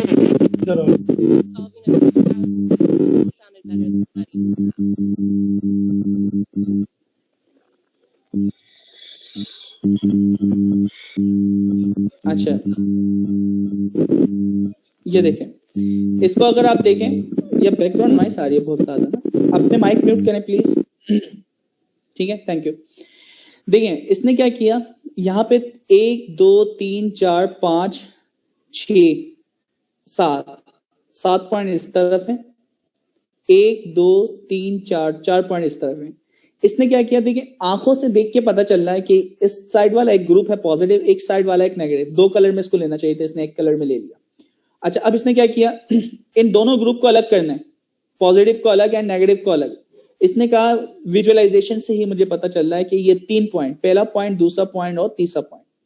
अब इन 2 पॉइंट इसने थ्रेशोल्ड बना लिया कि अगर इन 2 पॉइंट से कम वैल्यू हो, जो भी नई वैल्यू है वो नेगेटिव होगी, कांस्टेंट, ठीक है। और इन 2 पॉइंट से, इस एक पॉइंट से बड़ी वैल्यू एक्स के ऊपर, तो वो वैल्यू क्या होगी, पॉजिटिव।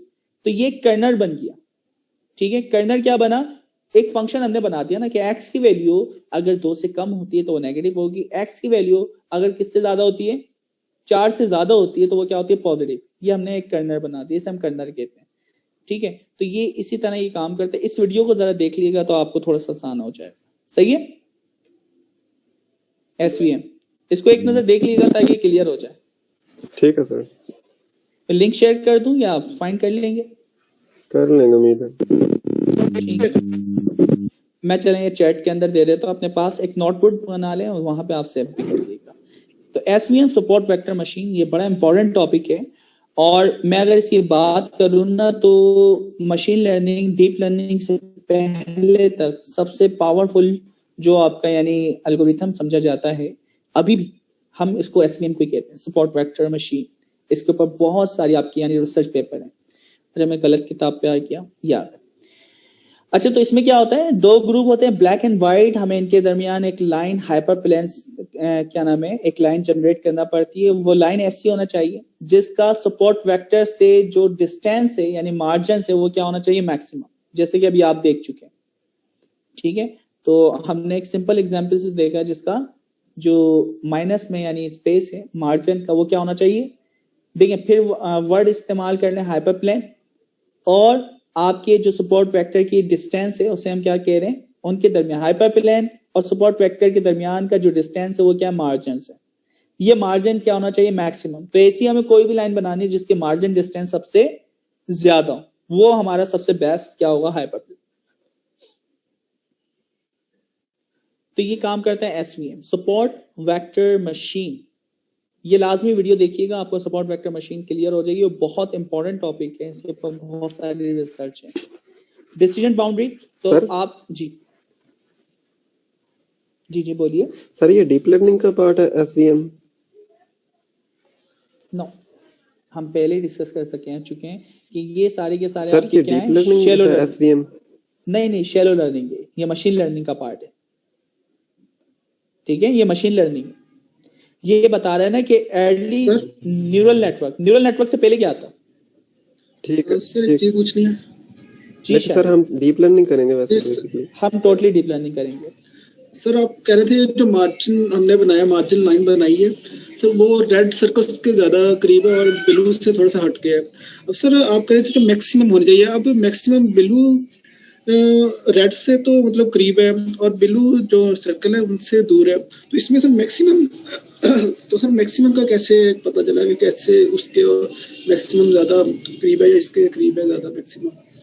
बिल्कुल, उसके लिए हमें वही लॉस फंक्शन वगैरह लिखना पड़ते हैं जो कि कैलकुलेशन कर रहे होंगे। तो लॉस फंक्शन से हमें पता चल जाएगा कि मार्जिन कितना डिस्टेंस आ रहा है।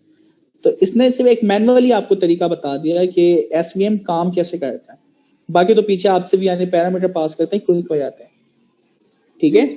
तो ये वीडियो आप देख लेंगे ना, बहुत आसानी से क्लियर हो जाएगा SVM काम कैसे करता है। तो मुझे ना ये एग्जाम्पल ना मैनुअली करके कॉपी के ऊपर आप लोग ना ये सबमिट करवा दीजिएगा कि काम कैसे हो रहा है विद कैलकुलेशन। इसके अंदर ये कुछ कैलकुलेशन के जो पार्ट है ना वो मिस कर रही है, तो मैं चाह रहा हूँ कि आप उसमें से देख के वो पार्ट जो मिसिंग पार्ट है ना उसको भी सॉल्व करें। जी सर, ठीक है, चलें, ग्रेड हो गया।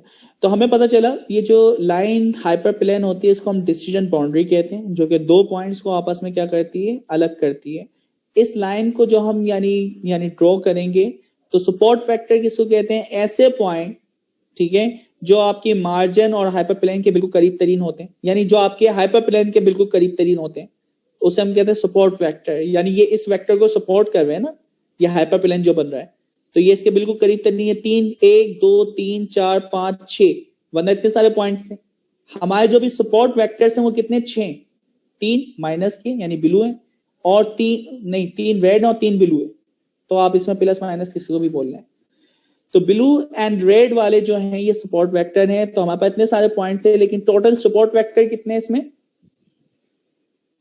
6 जी 6 सपोर्ट वेक्टर हैं जो कि आपके इस डेटा सेपरेशन को सपोर्ट करते हैं, इसलिए हम इनको कह रहे हैं सपोर्ट वेक्टर। इस हाइपर प्लेन को ये सपोर्ट करते हैं कि हाँ भाई यहाँ पे इनका जो डिस्टेंस है वो मैक्सिमम है, इस वजह से सपोर्ट वेक्टर है। तो सपोर्ट वेक्टर क्यों कहते हैं ये भी आपको पता चल गया।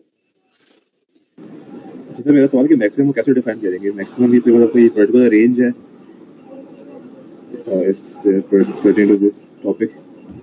अच्छा मुझे जरा 1 मिनट दें, मैं इसको चेक करता हूँ। Let me check.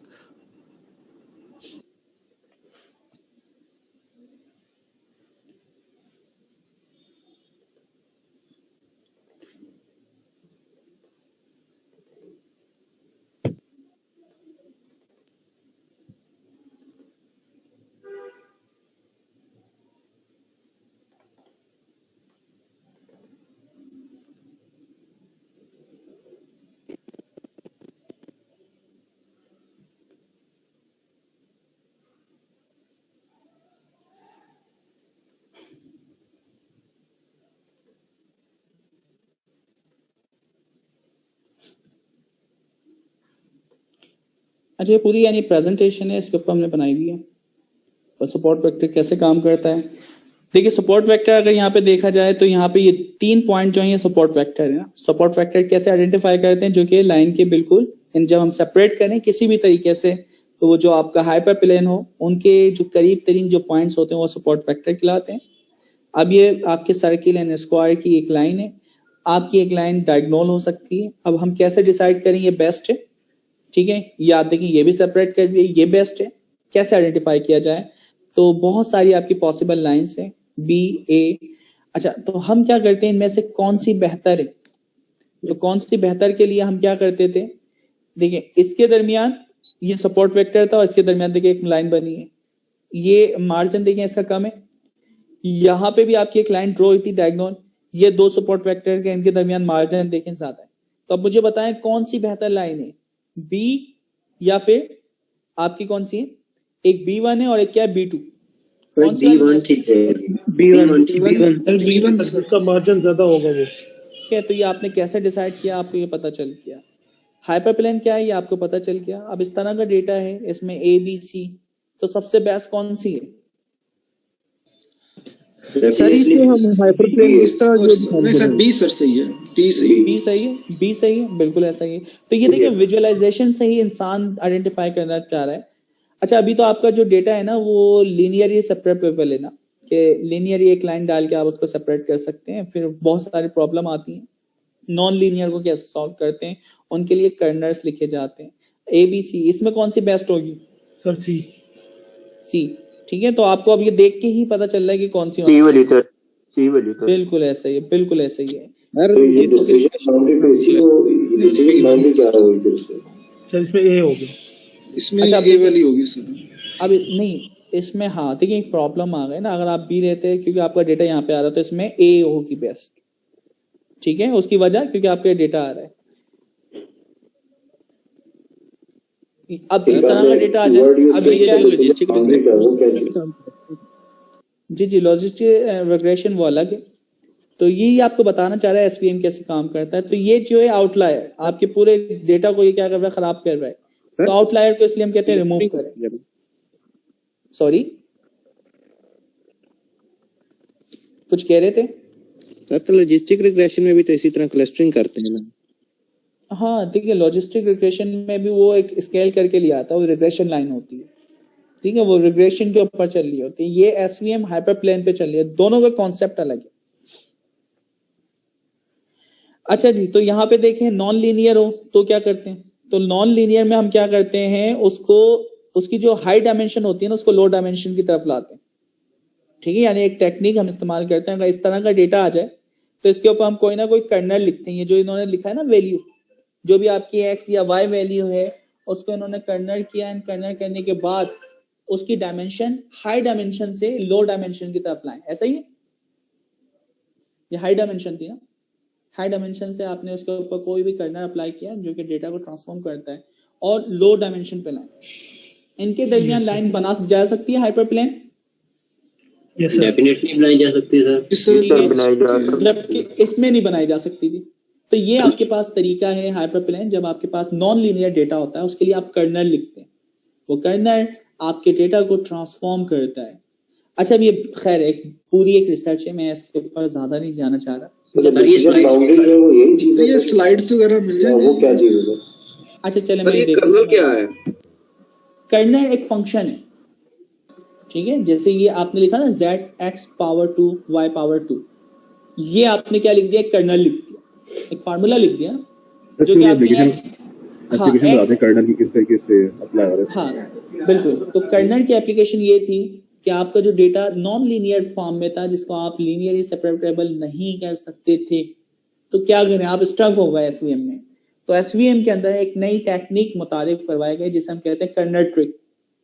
Colonel trick कुछ नहीं थी, कर्नल ट्रिक ये कहती थी कि आपका जो भी इनपुट है उसको ट्रांसफॉर्म करना है, ठीक है, उसको लीनियर फॉर्मेट में लिया है। जैसे भी आपका डेटा है उनको आप ट्रांसफॉर्म करके इसमें लिया है लीनियर फॉर्मेट में।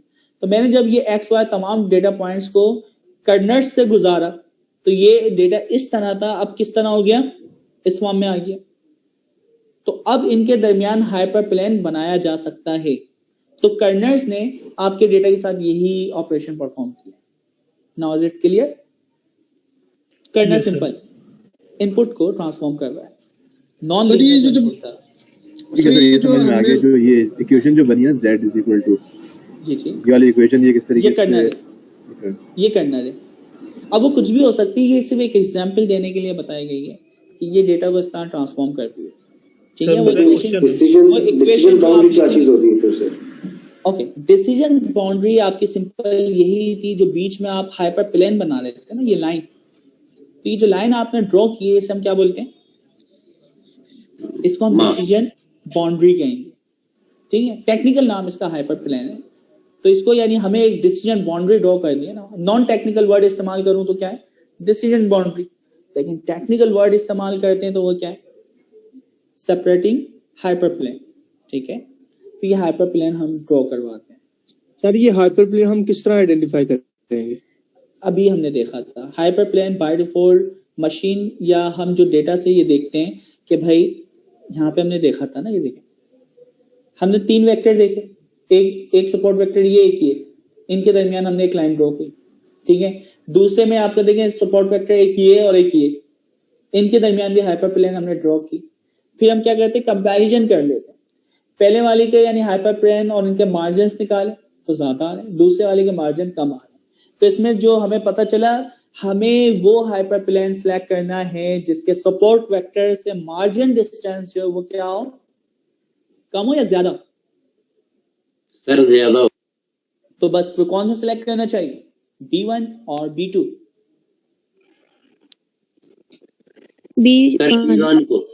B1 को डेफिनेटली। तो यही चीज आपको पता होनी चाहिए। चलें now move on next topic. अच्छा देख लें भाई यहाँ पे मार्जिन क्या होती है, हाइपर प्लेन क्या होती है, ठीक है। सेपरेशन हाइपर प्लेन भी हम इसको कहते हैं, हाइपर प्लेन भी कहते हैं। मैक्सिमम मार्जिन ये हमारा पूरा यानी ये फॉर्म रहेगा।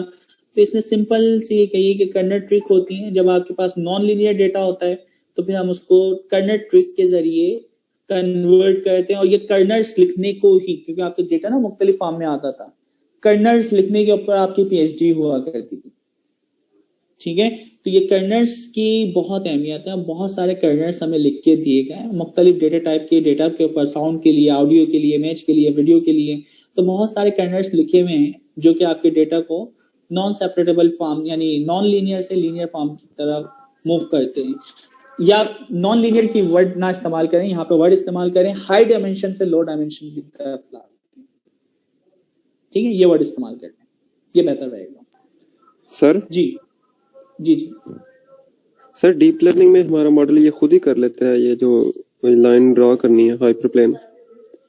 अब वो डीप लर्निंग में बहुत सारे वो हाइपर प्लेन ड्रॉ करता है, वो लाइन ड्रॉ करता है, हमें कुछ नहीं पता, ठीक है। वो खुद कर रहा होता सारी चीजें, या यही कह लो कि हाइपरप्लेन वगैरह जितनी भी टेक्निक्स होती हैं वो खुद फाइंड कर रहा होता है, कह सकते सर ये डीप लर्निंग का फायदा है ना हमें? बिल्कुल बहुत फायदा है यार, यानी कि करना हमें लिखने की जरूरत ही नहीं, वो खुद ही डिसाइड कर लेता है। बिल्कुल ऐसा ही है। ठीक। अच्छा अब देखें हमारे पास जैसे ये रिसर्च पेपर है, मैंने कॉपी किया, कुछ हमारे पास वेबसाइट है रिसर्च के लिए, जैसे कि है साइंस हब के नाम से, यार साइंस हब, वरना पैसों के हमें परचेज करना पड़ते हैं। यहाँ पे आप जाएं, इंटर,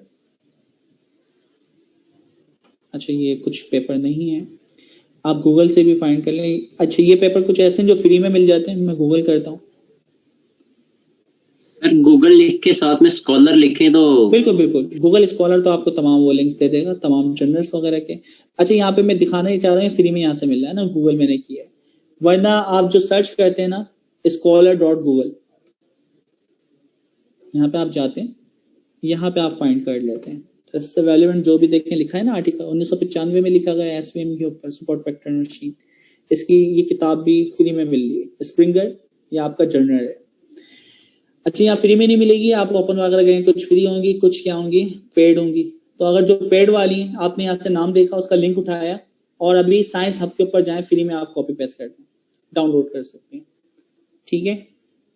तो डीप लर्निंग मशीन लर्निंग की जो वर्ड है, आप ना इंडेक्स फैक्टर होता है, इम्पैक्ट फैक्टर की बेस के ऊपर डिसाइड करते हैं कौन सा जर्नल सबसे अच्छा है।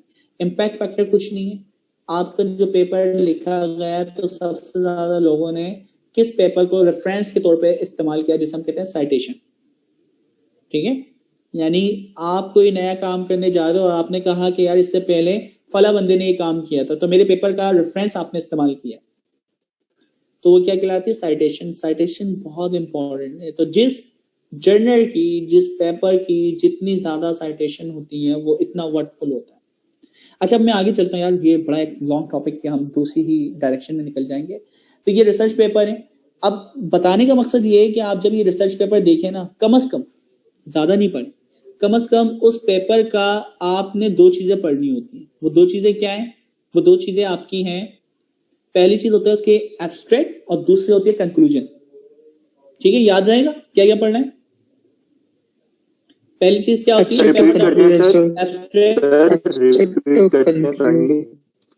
जी जी, आप जो भी ना कहीं पे भी रेफरेंस देखें किसी भी पेपर का, आप गूगल स्कॉलर पे जाके उसको सर्च करें, पेपर को डाउनलोड करें, 2 चीजें लाजमी पढ़ा करें। पहली चीज है एब्स्ट्रैक्ट और दूसरा होता है conclusion. Okay sir, thank you sir. लिखा होता है, ठीक है। ये 2 चीजें आप लाजमी पढ़ा करें, आपको पूरा जो पेपर का मकसद है वो समझ आ जाता है सिर्फ इन 2 चीजों से। इसी वेबसाइट में अवेलेबल होगा, springer.com सर्च करना। बिल्कुल बिल्कुल, ठीक है, मुख्तलिफ जगह पे आपको मिल जाएगा पेपर, क्योंकि ये स्प्रिंगर के ऊपर इन्होंने पब्लिश किया है, ठीक है। तो ये स्प्रिंगर की मिल्कियत है। कब वो किया है ये सारी डिटेल आ रही है 1995 के अंदर, ठीक है। चलें जी, तो नेक्स्ट हम मूव होते हैं टॉपिक की तरफ। एसवीएम क्लियर है? जी सर, सर थोड़ा बहुत। अच्छा, बाकी वो वीडियो देखेंगे क्लियर हो जाएगा। अब देखिए, फिर हमें एक लाइन ड्रॉ करनी है जो इन दोनों पॉइंट्स को सेपरेट करे। लाइन कौन सी सबसे अच्छी होती है? जिसका मार्जिन सबसे ज्यादा होता है। बीच वाली जो लाइन है इसको डिसीजन बाउंड्री भी हम कहते हैं, या सेपरेटेबल या सेपरेशन हाइपरप्लेन भी हम इसको कहते हैं। तो ये इसके नाम है। मार्जिन जिसके सबसे ज्यादा होंगे उतना ही वो अच्छा हाइपरप्लेन होगा। सपोर्ट फैक्टर क्या होते हैं? वो पॉइंट्स जो कि इस लाइन को सपोर्ट करते हैं, डिसीजन बाउंड्री को सपोर्ट करते हैं, उससे हम सपोर्ट फैक्टर कहते हैं। तो ये इतनी सी चीजें इतने यहाँ पे बताएंगे। उसके बाद कर्नल ट्रिक, उसको मैंने बहुत डीपली आपको बता दी। कुछ नहीं करता, इनपुट को हाई डायमेंशन से लो डायमेंशन की तरफ लाता है और उसके बाद उसके ऊपर एसवीएम अप्लाई कर देते हैं।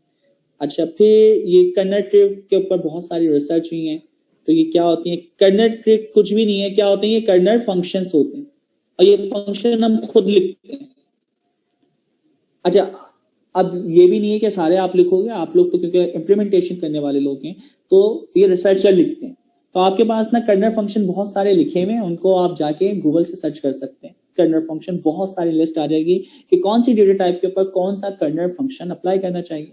लेकिन हम खैर इसको इतना ज्यादा डीपली नहीं करेंगे। फिर क्या फीचर इंजीनियरिंग अब भी यहाँ पे क्या करना करती है, आपको खुद करना पड़ती है। इस वजह से परसेप्शन प्रॉब्लम की बात की थी हमने, परसेप्शन प्रॉब्लम सर की तो थी, परसेप्शन के बारे में बताया था आप। परसेप्शन कुछ नहीं यार, इमेज के अंदर कासिम एक सोफे पे बैठा हुआ है, इमेज के अंदर कासिम एक चेयर पे बैठा हुआ है, बोथ आर डिफरेंट इमेज, ठीक है।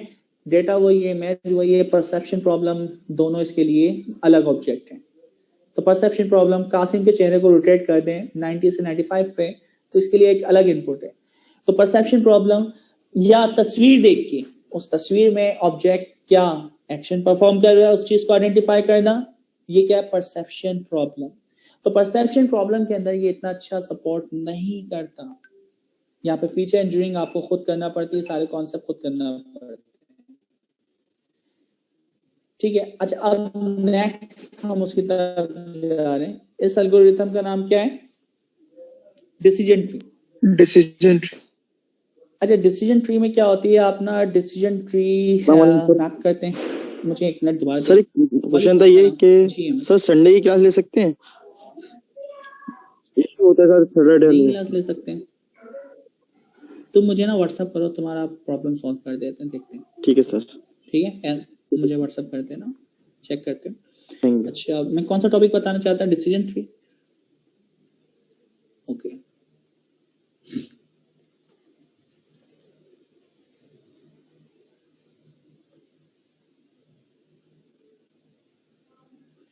अच्छा मैं थोड़ा सा सिर्फ यहाँ पे शेयर करूंगा, उसके बाद इसको हटा देता हूँ।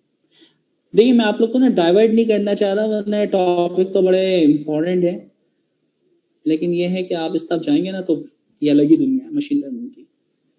जब मशीन लर्निंग इंजीनियर वगैरह बनेंगे तो इंशाल्लाह ताला देख लेंगे, लेकिन हमें इसकी जरूरत इतनी नहीं पड़ती है। देखिए, हमारे पास डेटा है, हमें ट्री बनानी। ट्री क्या बन रही है, देखें, आपका सबसे ऊपर इसमें रखा रिफंड, ठीक है, रिफंड या तो होता है या नहीं होता। अब डिसीजन बन रहे हैं, अगर रिफंड यस होता है तो आगे क्या होता है, कुछ भी आप पैसे दे देते हो। रिफंड नो होता है तो अब आप क्या देखते हैं, ये क्या है, मैरिटल स्टेटस। मैरिटल स्टेटस अगर नो होता है तो आप यानी यहाँ पे प्रोसेस रुक जाता है, आप उसको पैसे नहीं देते। अगर वो सिंगल या डाइवोर्स है तो फिर दो चीजें और देखते हैं, क्या, टैक्स इनकम, उसकी टैक्स इनकम क्या है। अगर वो लेस देन 80 होती है तो वो नो कर देते हैं, और अगर टैक्स इनकम क्या होती है आपकी मोर देन 80 की होती है तो हमारे पास यस हो जाती है। ये इस डेटा से देख के डिसीजन ट्री बनी सर, ठीक है। अच्छा, अब ये कैसे बनती है, जी जी सर, यहाँ पे तो डायरेक्ट नो बोल दे रहा है ना, नो में इतने जो डिसीजंस क्यों चेक कर रहा है वो? डिसीजन यानी ये एक हायरार्की बना के दे रहा है कि अगर आपके पास यानी ये हायरार्की गुजरती है तो यहाँ पे आके मैरिड अगर है तो वो क्या होता है, नो होता है, ठीक है। मैरिड यस या नो है तो मैरिड यस या नो के ऊपर क्या डिसीजन कर रहा है, नो के ऊपर कुछ डिसीजन नहीं कर रहा है। डाइवोर्स और सिंगल के ऊपर ये दो चीजें चेक करता है और उसके बाद फाइनल यस या नो आपको प्रोवाइड करता है। देखिए, चीट हुई या नहीं, हमें ये चीज फाइंड करनी है ना। तो हम रिफंड देखते हैं, रिफंड अगर यस है तो उसके साथ चीटिंग नहीं होती, ठीक है। रिफंड नो है तो अब क्या है, उसका मैरिटल स्टेटस देखते हैं। मैरिड है तो उसका यानी हम करते हैं चीटिंग नहीं होगी इसके साथ, ठीक है। सिंगल या डाइवोर्स है, इनकम देखते हैं उसकी, लेस देन तो नो, अदरवाइज उसके साथ चीटिंग हो सकती है। ये एक डिसीजन ट्री बना है, एक अभी मैनुअली आप इसको आप समझे विजुअलाइज बेस कि ये बन गया। कैसे बना, ये एक अलग दुनिया है। इसके लिए जिन इंडेक्स हम इस्तेमाल करते हैं, एंट्रोपी का इस्तेमाल करते हैं, इंफॉर्मेशन गेन का इस्तेमाल करते हैं, तो ये एक पूरी यानी दुनिया है, टॉपिक है जो कि हम इस्तेमाल कर रहे होते हैं। अच्छा, मैं अब ज्यादा नहीं करना चाह रहा क्योंकि इसके अंदर इतना ज्यादा डिस्कस नहीं किया ना। ये हमारे पास डिसीजन ट्री की टाइप होती है, फिर एक एक डिसीजन ट्री हम किस तरह निकालते हैं। ये एल्गोरिथम्स आप पुश कर देंगे गिटहब पे? असल में मैं डाइवर्ट नहीं करना चाह रहा, जस्ट दिखा रहा हूँ। जी सर, जी बोले सर। ये एल्गोरिदम जो है मैंने सुना है कि कुछ की जो है वो लर्निंग कैपेबिलिटी होती है, कुछ की नहीं होती। तो क्या डिसीजन ट्री की लर्निंग कैपेबिलिटी होती है? देखिए, लर्निंग कैपेबिलिटी से मुराद क्या होते हैं, कुछ पैरामीटराइज होते हैं, कोई नॉन पैरामीटराइज होते हैं, ठीक है। यानी कि इसमें वेट्स ऑटोमेटिक जनरेट होते हैं, इसके अंदर वेट्स जनरेट नहीं होते। इसमें जो डेटा है ना, डेटा से ही इंफॉर्मेशन यानी हम एंट्रोपी वगैरह निकालते हैं और उसकी बेस के ऊपर पॉइंट सेट कर देते हैं।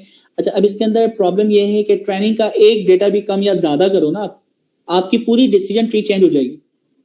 ठीक है, ये डिपेंडेंट है, आपकी जो डिसीजन ट्री बनी थी ये पूरी पूरी चेंज हो जाएगी। तो ये बड़ी यानी इंपॉर्टेंट चीज है। तो ये पैरामीटराइज होता है, नॉन पैरामीटराइज होता है। तो यहाँ पे क्या है, नॉन पैरामीटराइज, यहाँ पे पैरामीटर्स जो होते हैं वेट्स वगैरह जनरेट नहीं होते। ये देखिए, ये गेन निकालना है, गेन का फार्मूला था कुछ होता है, ये समझे, जिसके अंदर आप दो चीजें देते हैं, उसकी बेस के ऊपर एक कैलकुलेशन होती है और की वापसी आ जाए, भूल जाए इसको। ठीक है, कभी आपने इसको देखा था ये भी नहीं सोचिएगा। डिसीजन ट्री के ऊपर आ जाए। तो डिसीजन ट्री क्या है, आपका डेटा जाता है जिसके अंदर आप क्लासिफिकेशन करवाते हैं, यस या नो, या आपके मल्टी क्लासिफिकेशन भी हो सकती है, इट्स अप टू यू कि आप कौन सी क्लासिफिकेशन प्रॉब्लम सॉल्व करवाना चाह रहे हैं। उसके अंदर जो आपकी नोट्स होती हैं, यस या नो, उसकी बेस के ऊपर कैटेगरी डिफाइन की जाती है। तो ये आपका क्या होता था, डिसीजन ट्री। डिसीजन ट्री अब भी बहुत ज्यादा इस्तेमाल किया जाता है, बहुत सारी, यानी आपकी छोटे डेटा के लिए आपकी क्लासिफिकेशन करवानी है और उसकी बाकायदा हायरार्की भी दिखानी कि यार ये किस बेस के ऊपर डिसीजन ले रहा है, इसके क्या एक मैप बन रहा है। तो वो आप यानी किसके जरिए दिखा सकते हैं, डिसीजन ट्री। बल्कि लास्ट टाइम हमने पहली क्लास के अंदर किया भी था, डिसीजन ट्री के जरिए सॉल्व किया था, याद है, पूरी वो मैप बनाई थी डिसीजन ट्री, वो बनाया था सर आपने। यस सर, है ना। तो वो बिल्कुल, तो वही डिसीजन ट्री है। तो बस इसको आप समझ लें, डिसीजन ट्री होती है जिसके अंदर तीन चीजों के जरिए या तो आप यानी कैलकुलेशन कर सकते हैं, और वो तीन कैलकुलेशन क्या क्या थी अभी हमने देखा था सर। जब निकालते हैं सर, जब हम ज्यादा एट्रीब्यूट्स के ऊपर या कॉम्प्लेक्स एट्रीब्यूट्स के ऊपर काम करते हैं तो तब हम आपकी आवाज ब्रेक हो गई है।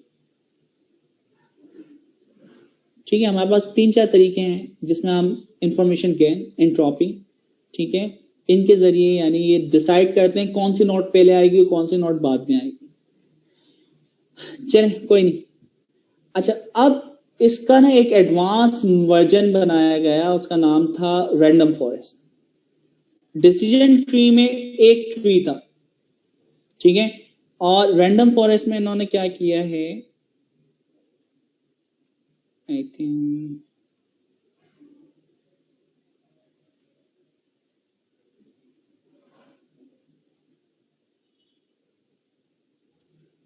मैं यहाँ पे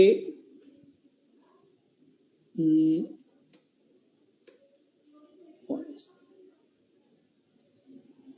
ये देखें, बूस्टिंग एक टेक्निक है या असेंबल लर्निंग भी हम उसको कहते हैं। उसमें क्या होता है, हमने यहाँ क्या किया, कितने एल्गोरिथम ले लिए, कितने डिसीजन ट्री लिए दोस्तों, 3 सर, 3 2 3 सर 3। अच्छा, वही सेम डेटा मैंने पहले डिसीजन ट्री से गुजारा, दूसरी से गुजारा, तीसरी से। आप देखिए एक चीज नोट करें, पहले में जो आपकी यानी हायरार्की फॉलो हुई, इसने कहा ये ए है, ठीक है। अच्छा, दूसरी में हुआ, इसने कहा नहीं ये बी है, तीसरी से भी गुजरी, यानी ये समझे इसने कहा ए। तो ये क्या है, 3 डिसीजन ट्री है जिसके अंदर सेम आपका डेटा जाता है, मॉडल ट्रेन होता है, उससे आपकी प्रेडिक्शंस होती है। प्रेडिक्शन होने के बाद ए बी सी, अब आप वोटिंग, सबकी इक्वालिटी इक्वल है। मैंने एक टीम बनाई, एक कमेटी बनाई, वो कमेटी क्या करती है, किसी भी बंदे को हम हायर करते हैं, उससे रेलेवेंट हमें फीडबैक देती है, यस या नो। हर बंदे के अपने वोट हैं, हम किसको हायर करेंगे, जिसके सबसे ज्यादा कम वोट होंगे या सबसे ज्यादा होंगे, जिसके ज्यादा होंगे, ठीक है। तो ये हमारे पास जो टेक्निक है ये कहलाती है एक्सी बूस्ट की, ये बैगिंग, जिसके अंदर हम वोट की बेस के ऊपर डिसाइड करते हैं, ठीक है। तो वेट की बेस पे हमने डिसाइड किया, जैसे इसने भी ए कहा और इसने भी ए कहा, राइट साइड वाले को कहा, इसने इसको बी कहा था, तो इसको क्या होना चाहिए, ऑरेंज होना चाहिए, ब्लू होना चाहिए जी। इसने भी इसको ऑरेंज होना चाहिए। मैं एक एग्जांपल दे रहा हूँ, ऑरेंज, ठीक है, इसने इसको ऑरेंज कहा है सर, दो इसका नाम दे दें एबीसी, दो में से एक है, ठीक है। लेफ्ट साइड वाली ए, राइट साइड वाली बी, ठीक है। तो ये जो नोट्स एंड के अंदर बन रही हैं, तो अब इसने इसको कहा ये बी है, इसने इसको कहा ए है, इसने इसको कहा ए है, ठीक है। तो ये आप डिसाइड कर लें कि ये बी है, उसकी बेस के ऊपर वोटिंग जिसकी सबसे ज्यादा होगी हम उसको उसी क्लास के अंदर क्लासिफाई करवाएंगे। तो ये हमारे पास असेंबल लर्निंग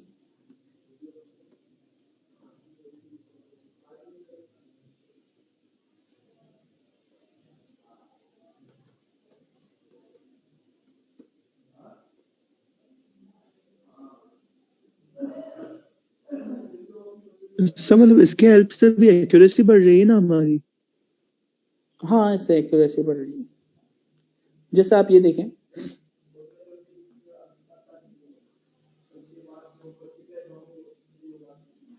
बल्कि मुझे सेव कर लेना चाहिए यार, है ना, ताकि नेक्स्ट टाइम आप लोग को ये सारी तस्वीरें याद रहें। आप लोग की हैं PIC और Q Saturday class.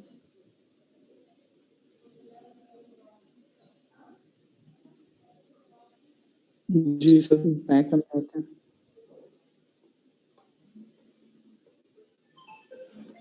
Give me a minute। 1 minute मुझे दिएगा दोस्तों।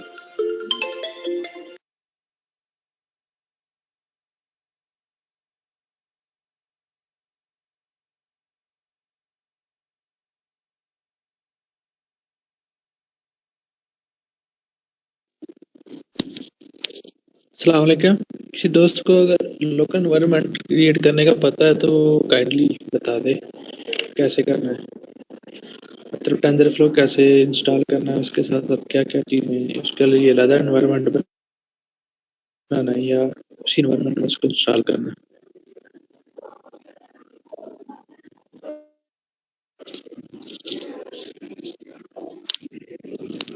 हेलो, वो पांडा से या पाइथन के एनवायरनमेंट में टेंसरफ्लो इंस्टॉल करना है।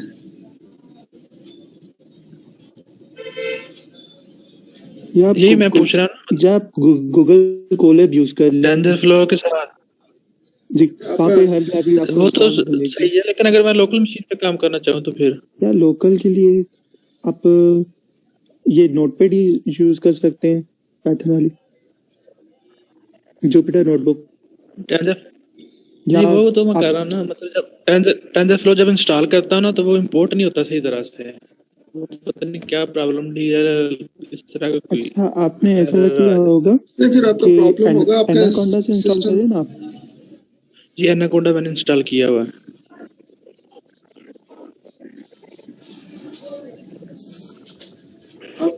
नहीं, अगर हो सकता है आपकी जो सिस्टम रिक्वायरमेंट्स है वो टेंसरफ्लो को मैनेज वो उसको दूसरा अलग से वो बन गया होगा चैनल या कर्नल, सही है। तो उसमें आप जाके देखिए, एनाकोंडा आप खोले, ऊपर से आपका चैनल या कर्नल ऐसे कुछ लिखा हुआ होता है, वो आएगा।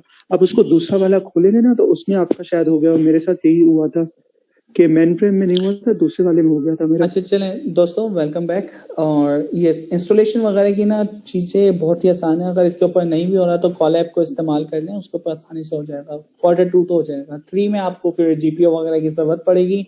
तो नेक्स्ट क्वार्टर के लिए भाई आप लोग तैयार हो जाएं कि आपको एक अच्छी मशीन चाहिए होगी।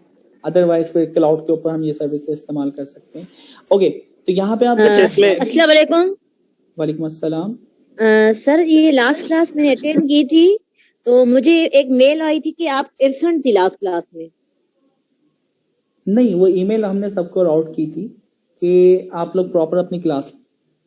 सर ये क्लास दे रहे हैं, सर ये क्लास डे अटेंडेंस बहुत लग रही है, अटेंडेंस लगवानी है। अटेंडेंस आप लोग की देखिए, आप लोग अपनी यूजर नेम जो कि आपको बार बार कहा है कि अपना नेम और रोल नंबर लिखें, तो वहां से आपका जो नेम है ना वो उसकी पूरी लिस्ट आ जाती है बैकएंड के ऊपर। तो जो भी उसको ज्वाइन करता है, हमारे पास तमाम जो कैंडिडेट होते हैं उनकी लिस्ट आ जाती है। तो इस वजह से आपको बार बार कहा गया कि अपने नाम को रीनेम कर दें, तो जिसका नाम रीनेम होगा उसकी अटेंडेंस मार्क हो जाएगी। जी जी, थैंक यू। ठीक है सर, तो मेरी जी एक्चुअली रिक्वेस्ट है सर, वो मेरे एग्जाम्स हो रहे थे यूनिवर्सिटी में, तो 1 महीने से ना मैं क्लासेस नहीं दे रहा था। अगर उसकी अटेंडेंस मेरी मार्क हो जाए तो। नहीं, वो अटेंडेंस मार्क नहीं हो सकती, वो सिस्टमेटिकली है, तो कोई भी कुछ नहीं कर सकता। अटेंडेंस देखिए, यहाँ पे 121 स्टूडेंट आज यानी हैं, तो उनकी ही अटेंडेंस मार्क्स होगी, इसके अलावा नहीं हो सकता। अटेंडेंस का फायदा ये है कि आपने प्रॉपर क्लासें ली हैं, तो वैल्यूएशन के अंदर इसका कुछ ना कुछ पार्ट है। ठीक है, मतलब ऑनलाइन पढ़ना चाह रही है आपकी मर्जी है, पोर्टल के ऊपर चीजें मौजूद हैं, तो वहां से भी आप देख सकते हैं। अच्छा, अब देखिए, लास्ट हम इसको टॉपिक को डिस्कस कर रहे हैं, bagging and boosting. Bagging and boosting में क्या है? बैगिंग, बैग की तरह आप उनको क्या करते हैं, 3 या 4 अलग अलग क्लासीफायर, सेम क्लासीफायर लेते हैं। पहले के वर्ड होते हैं इंडिविजुअल, दूसरे का भी इंडिविजुअल वर्ड होगा, तीसरे का भी इंडिविजुअल होगा। ठीक है, ये लोग कोई डिपेंडेंट नहीं है एक दूसरे के ऊपर, अलग अलग अपनी बेस के ऊपर वोटिंग करते हैं और हम उस वोटिंग की बेस पे डिसाइड कर लेते हैं जिसका सबसे ज्यादा वोट होंगे हम उसको उस क्लास में डाल देंगे। तो ये जो टेक्निक थी इसका नाम क्या था? बैगिंग, एनसेंबल लर्निंग के अंदर। फिर हमारे पास, पिक्चर को बड़ा कर देंगे, इसको और बड़ा करूं? ये देखिए सर साइड में खुली पड़ी है मेरे पास। साइड में खुली हुई है, मैं समझ नहीं पा रहा, ये बिल्कुल सेंटर में है बैगिंग। सर समय मेरे पास गूगल क्रोम साइड में आ रहा है थोड़ा, पिक्चर हाफ शो हो रही है सर। पिक्चर हाफ शो हो रही है। अच्छा मैं स्क्रीन को स्टॉप करके ना दोबारा शेयर करता हूँ। जी सर। अब बताएं। अब नजर आ रही है सर। Thank you. अच्छा तो यहाँ पे आप देखिए बैगिंग कॉन्सेप्ट था। बैगिंग कॉन्सेप्ट में क्या था, अलग अलग क्लासिफायर हो सकते हैं, ठीक है, उन सब में अलग अलग डेटा जाता है, अलग अलग अपनी वो प्रेडिक्शन करते हैं। पहले ने प्रेडिक्ट किया 1, दूसरे ने किया 1, तीसरे ने किया 3। तो ये वोट हमारे पास आ रहे हैं, मैं वोट की बेस पे डिसाइड करूं, जिसके सबसे ज्यादा वोट हो हम उस क्लास में उसको मार्क कर देंगे। ये कॉन्सेप्ट था बैगिंग।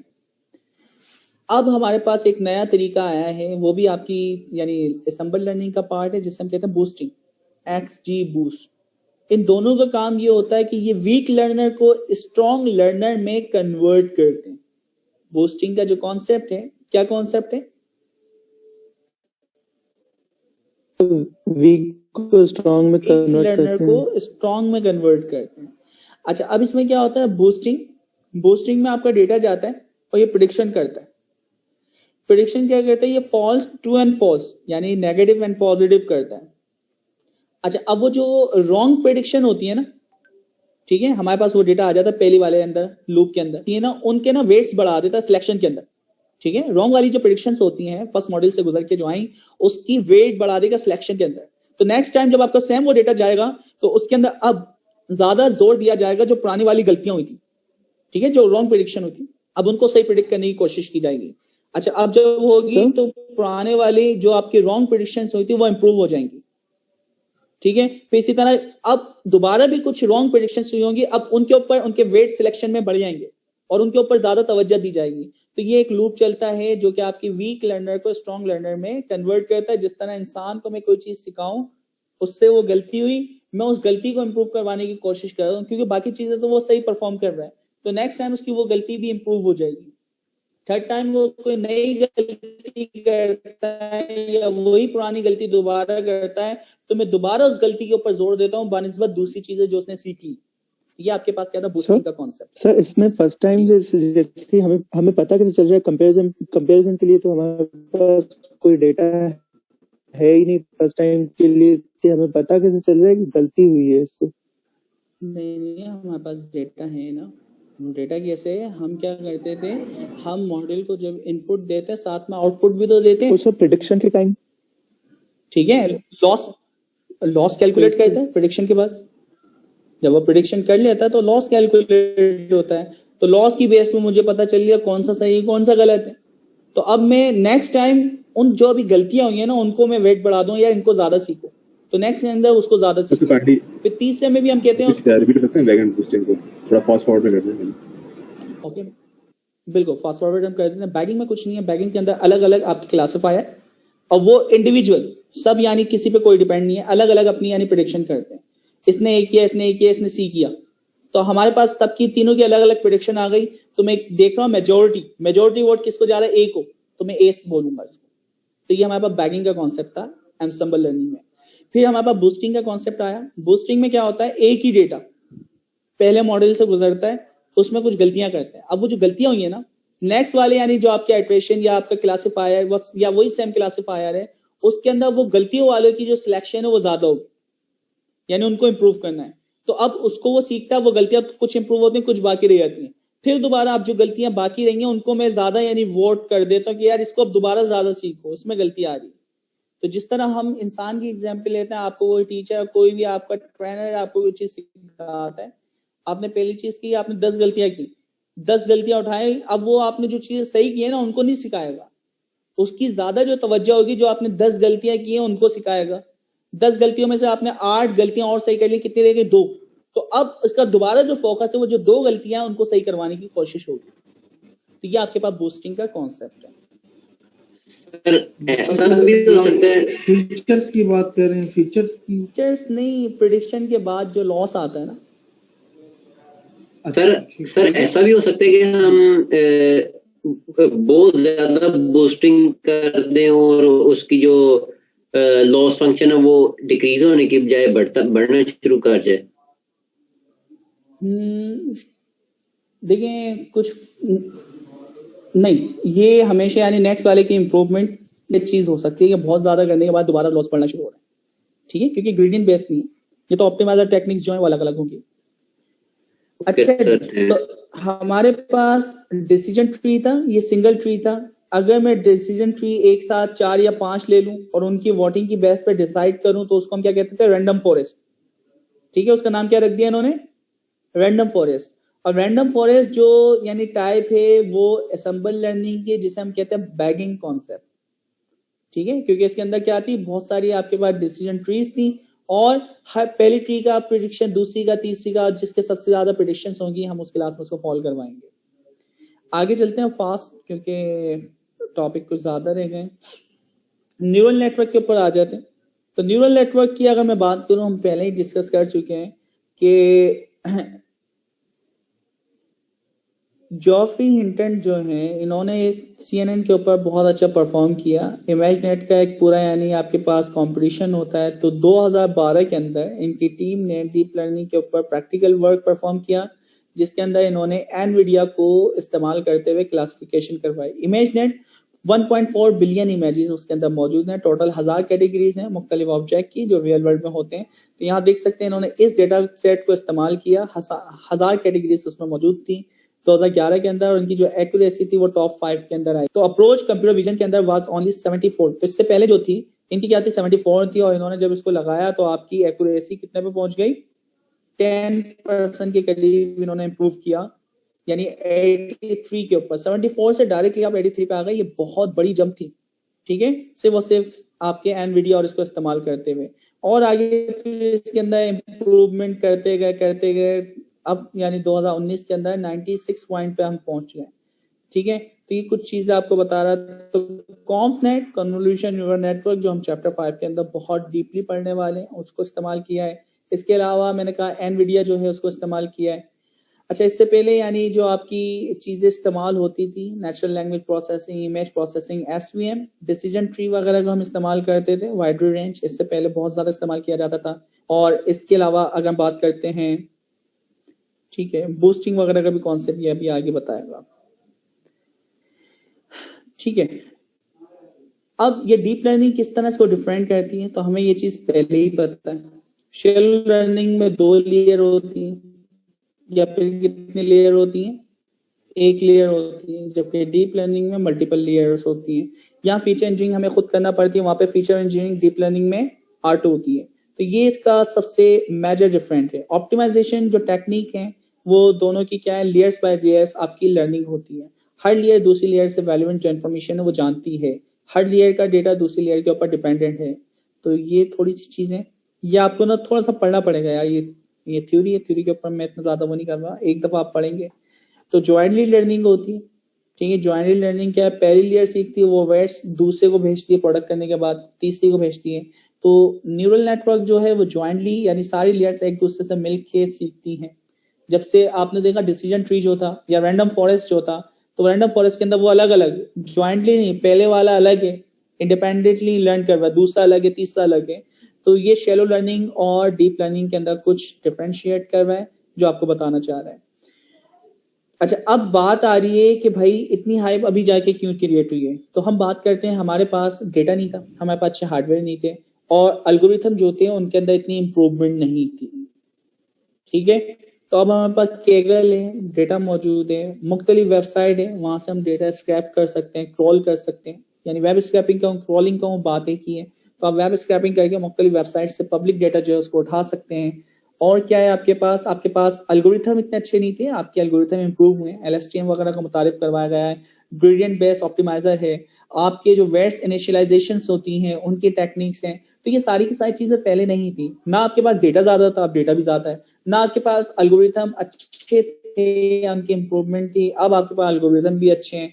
एंड फाइनली आपके जो हार्डवेयर, वो हार्डवेयर इतने अच्छे नहीं थे, यानी पहले आपके पास सिर्फ सीपीयू होते थे, हमारे पास इस वक्त जीपीयू मौजूद है, टीपीयू मौजूद है, डीपीयू मौजूद है, तो हमारे पास इतने अच्छे हार्डवेयर मौजूद हैं जो कि पर्टिकुलर टाइप के डेटा को बहुत अच्छे से मैनेज कर सकते हैं। तो इससे पहले देखें एक्सजी बूस्ट वगैरह जो बैगिंग, और अभी हमने इसकी बात की है ना, बैगिंग के और बूस्टिंग की बात की है, एसवीएम वगैरह के ऊपर, मुख्तलिफ एल्गोरिथम के ऊपर ये बैगिंग एक्सजी बूस्ट को इस्तेमाल किया जाता था, और ये सेकंड लास्ट आपका एल्गोरिथम, इसको हम कह सकते हैं सेकंड टॉप एल्गोरिथम कह सकते हैं डीप लर्निंग में। तो डीप लर्निंग में हम एक्सजी बूस्ट वगैरह को इस्तेमाल, मशीन लर्निंग में हम इस्तेमाल करते हैं, ये सेकंड बेस्ट है, आर्टिफिशियल इंटेलिजेंस या मशीन लर्निंग का सेकंड बेस्ट एल्गोरिथम है। डीप लर्निंग फर्स्ट है, तो एक्सजी बूस्ट क्या है, सेकंड। कैगल की कॉम्पिटिशंस वगैरह के ऊपर डीप लर्निंग से पहले सी को इस्तेमाल किया जाता था परसेप्शन प्रॉब्लम्स वगैरह के लिए भी। तो एक्सजी बूस्ट क्या थी, ये टेक्निक भी आप देख चुके हैं कि वो वीक लर्नर को स्ट्रॉन्ग लर्नर में कन्वर्ट करता है, ठीक है। एक्सजी बूस्ट क्या टेक्निक है, वो वीक लर्नर को स्ट्रॉन्ग लर्नर में कन्वर्ट करता है, ये पॉइंट आपको याद रखना, वो जैसे भी याद रखें, जैसे मैंने एग्जांपल दी, इंसान गलतियां करता है, तो इंस्ट्रक्टर जो होता है, आपके जो पेरेंट्स होते हैं, जो अच्छे काम कर रहे हैं उनके ऊपर ज्यादा जोर नहीं देते, जो आपने बुरे काम किए उनको सुधारने की यानी वो कोशिश करवाते हैं। तो इसी तरह एक्सजी बूस्ट जो आपके पास एल्गोरिथम है, जो आप गलतियां करते हैं उसको इम्प्रूव करने की कोशिश करता है, ठीक है। अच्छा, अब मैं इसको थोड़ा फास्ट लेके चल रहा हूँ। हार्डवेयर हमारे पास अच्छे नहीं थे, अब हमारे पास बहुत अच्छे हार्डवेयर हैं, जीपीयू है, टीपीयू है, प्रोसेसिंग पावर बहुत फास्ट है, एसएसडी, हार्ड डिस्क वगैरह बहुत सारी चीजें हैं, हम क्लस्टर बना के यानी इस्तेमाल कर सकते हैं, हम क्लाउड के ऊपर काम कर सकते हैं, क्लाउड हार्डवेयर मौजूद है, तो हमारे पास बहुत अब हैवी हार्डवेयर मौजूद है। हमारे पास एल्गोरिथम इतने अच्छे नहीं थे, जबकि एलएसटीएम वगैरह, CNN वगैरह जो है, आप देखें एलएसटीएम जो है 1999 में लिख दिया गया है, इसी तरह 1997 में आपके CNN वगैरह, यानी ये चीजें CNN 1979 में लिखा गया है, LSTM 1997 में लिखा गया है, तो 2012 में इतनी हाइप क्यों थी, तो उसकी वजह ये बता रहा है हार्डवेयर अच्छे आ गए, डेटा सेट नहीं थे हमारे पास, डेटा सेट बेंचमार्क का मतलब है वैलिड डेटा सेट है, ठीक है, जिससे हम मॉडल को ट्रेन कर सकते हैं। एल्गोरिथम हमारे पास इतने अच्छे नहीं थे, उनके अंदर एडवांसमेंट आई है, तो ये वही एग्जांपल दे रहा है कि हार्डवेयर 1990 से 8 या पीछे हम चले हैं तो इतने अच्छे नहीं थे। एनवीडिया, एडीएम, जीपीयू हमारे पास मौजूद है। कोडा जो हमने डिस्कस किया था, कोडा क्या है बच्चों? एल्गोरिथम बनाया था एनवीडिया वालों ने, वो नंबर्स को प्रोसेस करने की, नंबर्स की ऑपरेशन करने की, ठीक है। तो कोडा को इस्तेमाल करते हुए आप जीपीयू के साथ अपने कोड को एग्जीक्यूट कर सकते हैं, सीधा टीपीयू को कर सकते हैं। अच्छी ये रिसर्च पेपर है, इनको ना आप, मैंने फिर कहा है, जो भी रिसर्च पेपर मिले आपने कुछ नहीं करना, ये रिसर्च पेपर का टाइटल होता है, इसको उठाएं, कॉपी करें, गूगल स्कॉलर पे जाएं या फिर साइंस हब के ऊपर जाएं, ठीक है। हमने यहाँ पे लिखा था साइंस हब,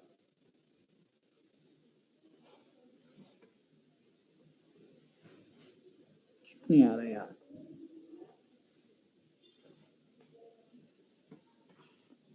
यहाँ पे आप पेस्ट कर दें, ठीक है, मिल गया पेपर फ्री में, कुछ नहीं पढ़ना, एब्स्ट्रैक्ट पढ़ना है, और सबसे एंड में आए, यहाँ पे क्या लिखा होता है, कंक्लूजन, ये 2 पढ़ लिएगा, ये आदत बनाएं, आपको किताब जब भी पढ़नी हो ये आपकी आदत होना चाहिए, जो भी रिसर्च पेपर आए लाजमी ये 2 चीजें छोटी सी होती है, पढ़ लिया करें, कुछ नहीं जाता। तो जीपीयू टीपीयू मौजूद है उस वक्त, यानी आपके यानी जो $1000 कॉस्ट के ऊपर आता था, यानी प्रोसेसिंग पावर की क्या चीज, सॉरी सही, ठीक है। हाँ, ये फ्री में चोरी करने के लिए, वैसे तो एथिकली गलत है, लेकिन एक सर्विस है भाई, इस्तेमाल करो, कौन इतने पैसे देके एक रिसर्च पेपर खरीदेगा, वैसे हम पढ़ने के चोर हैं। ओके, तो हमारे पास जीपीयू मौजूद है, टीपीयू मौजूद है, डीपीयू मौजूद है, ये सारे हार्डवेयर हमारे पास मौजूद है। हमारे पास डेटा इतना अच्छा नहीं था, हमारे पास डेटा की जो क्वालिटी है वो बहुत अच्छी है और वाकई ऑथेंटिक है। कैगल बहुत सारे कंपटीशन करवाता है और कैगल से आप बहुत सारे डेटा उठा सकते हैं। एल्गोरिथम के अंदर इंप्रूवमेंट हुई है, आपके पास देखें एल्गोरिथम में क्या क्या इंप्रूवमेंट हुई है।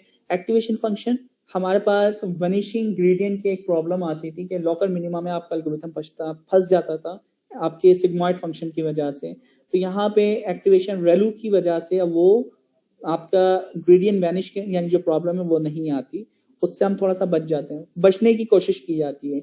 वेट इनिशियलाइजेशन, शुरू में जो वेट्स इनिशियलाइज होते हैं शुरू में आपके W1 W2, या मैं इसको एग्जाम्पल देता हूँ L1 L2, ठीक है, वेट्स रेगुलराइजेशन टेक्निक्स हैं वो मुतारिफ करवाई गई हैं। ऑप्टिमाइजेशन स्कीम, RMS प्रॉप, ठीक है, इसके अलावा एडम और बहुत सारे आपके पास टेक्निक्स हैं ऑप्टिमाइजेशन की, तो इनके अंदर इम्प्रूवमेंट हुई है जिसकी वजह से आपके रिजल्ट अच्छे आ रहे हैं। तो हमें पता चल गया कि भाई डेटा अच्छा नहीं था, हार्डवेयर अच्छा नहीं था, और क्या आते हैं हमारे पास डेटा, हार्डवेयर और तीसरी चीज क्या थी, एल्गोरिथम। इन तीनों के अंदर इम्प्रूवमेंट हुई है जिसकी वजह से हमें रिजल्ट बहुत अच्छे मिल रहे हैं। इन्वेस्टमेंट, सबसे बड़ी प्रॉब्लम ये थी कि भाई इन्वेस्टमेंट होगी तो लोग काम करेंगे ना, रिसर्चर काम करेंगे। तो इस वक्त दुनिया की तमाम कंट्रीज ने AI के अंदर बहुत बड़ी अमाउंट्स इन्वेस्ट, सब इसके अंदर क्या कर रहे हैं, इन्वेस्ट कर रहे हैं। तो ये थोड़ी सी हिस्ट्री पढ़ लें भाई कौन कौन कितना कितना इन्वेस्ट कर रहा है, तो मुझे बताने की जरूरत नहीं है। आखिरी चीज जो कि सबसे इंपॉर्टेंट है, democratisation of deep learning. Democratisation क्या है कि यार इसका जो कोड है ना बहुत ही आसान है, ठीक है। मैनिपुलेटिंग करना, आपकी जो लेयर्स है वो लीगो ब्लिक्स, जो आपके खिलौने होते हैं जिसके अंदर आप एक के अंदर एक उसको क्लिक करके उससे घर बना रहे होते हैं, वो हमारे लीगो ब्रिक्स कहलाते हैं। तो कोडा, इसके ऊपर बहुत फास्ट हम डेटा यानी जनरेट कर सकते हैं, थियानो, पाइटॉर्च वगैरह सारी चीजें मैं कोडा के ऊपर चला सकता हूँ। और इसके अलावा टेंसर मैनिपुलेशन जो है वो बहुत फास्ट परफॉर्म हो जाती है। कैरिस ऐसी लाइब्रेरी है बैकएंड के ऊपर कुछ भी हो, आप लास्ट टाइम ने डिस्कस किया था ना, तो कैरिस बैकएंड के ऊपर तमाम चीजों को सपोर्ट कर रही थी, लेकिन अब ये कि ऑफिशियली अब ये पार्ट बन गई है किसका, टेंसरफ्लो का।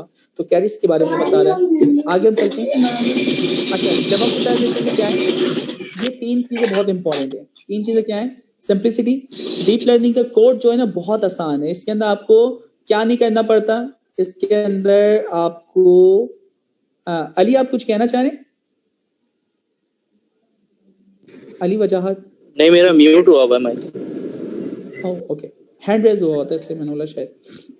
वो मैंने पहले किया था, शायद अनरेज करना भूल गया। ओह सॉरी यार, मैंने देखा नहीं।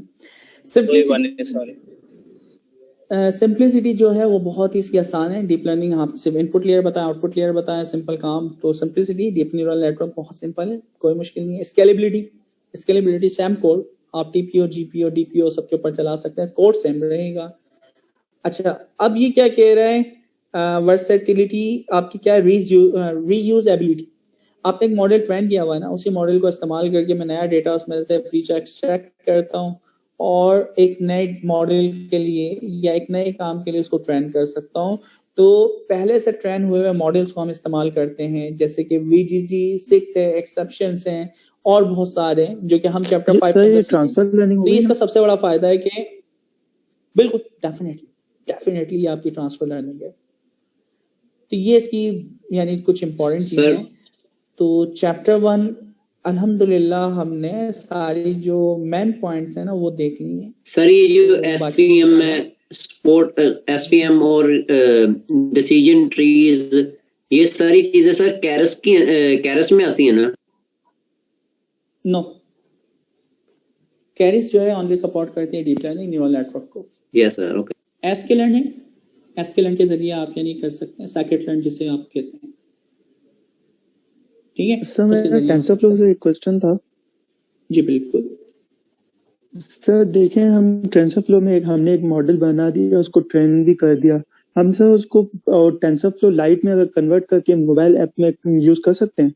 बिल्कुल कर सकते हैं, ऐसा ही कर। टेंसरफ्लो लाइट बनाया क्यों, इसलिए तो बनाया। सही सर। सर मतलब कोई फर्क तो नहीं पड़ेगा एक्यूरेसी पे या कोड वगैरह पे कोई चेंजेस? मॉडल ट्रेन हो गया, खत्म। सही सर, ठीक है। एक्यूरेसी तो उससे पहले थी ना, मॉडल ट्रेन हो गया, खत्म, आपने फाइनल कर दिया। चले जी दोस्तों, तो हम आज क्लास को यहीं पे एंड करते हैं क्योंकि मेरी अभी एक मीटिंग है और मुझे कम से कम पौने घंटे का सफर ट्रैवल करके जाना है, 2 बजे तक पहुंचना है। अच्छा सर, एक क्वेश्चन है, वो थोड़ा सा ज्यादा टाइम लूंगा आपका, 2 मिनट बस, तो आप गाइड करते हैं हमें। जी धन्यवाद। अच्छा सर, वो क्वेश्चन ये है कि ना पिछले लेक्चर में आपने हमें बताया था कि जो इमेज क्लासिफिकेशन का यानी कैट और डॉग्स का दिया था कुछ डाटा, तो मैंने उस पर काम किया है। यानी कि हमारे पास 2 कैटेगरी थी जिसमें कैट की इमेज थी और डॉग की। मैंने एक मॉडल लिया, उसको ट्रेन करवा दिया। अगर मैं उसको ना कैट या डॉग की इमेज देता हूँ ना, वो एक्यूरेट प्रेडिक्ट करता है। अगर मैं इमेज चेंज करता हूँ फिर भी वो बताता है कि ये कैट से है डॉग से है। फॉर एग्जाम्पल मैंने पैरट की दे दी तो फिर भी वो बताता है कि ये कैट की है। तो इसको कैसे ओवरकम किया जाए? ठीक है, देखो असल में अभी आपने पता क्या किया है, आपने कैट एंड डॉग, आपके मॉडल दो चीजों की जानता है, यस या नो? यस। अब आप कैट या डॉग दे रहे हो ना, उसकी वो प्रोबेबिलिटी बता रहा है कि यार ये इतना परसेंट ना कैट से मिल रहा है, क्योंकि वो दूसरी चीजें तो सीखी नहीं ना, उसके दिमाग में कैट और डॉग को ही जानता है। आपने पैरेट दिखा दिया, अब ये कम से ही, तो आपको एक तीसरा डेटा लेना चाहिए था जिसके अंदर मुख्तलिफ जो टाइप के जो ऑब्जेक्ट्स हैं वो भी डाल दें, ठीक है? थर्ड ऑब्जेक्ट उसको कुछ भी नाम दे दें, तो वो फिर उसको उनसे वो कंपेयर करेगा। ठीक है, थैंक यू। चले, पास हो गया तो हम इसको फिर यहीं पे इंशाल्लाह ताला एंड करते हैं। जी, कोई कुछ कहना चाह रहे हैं?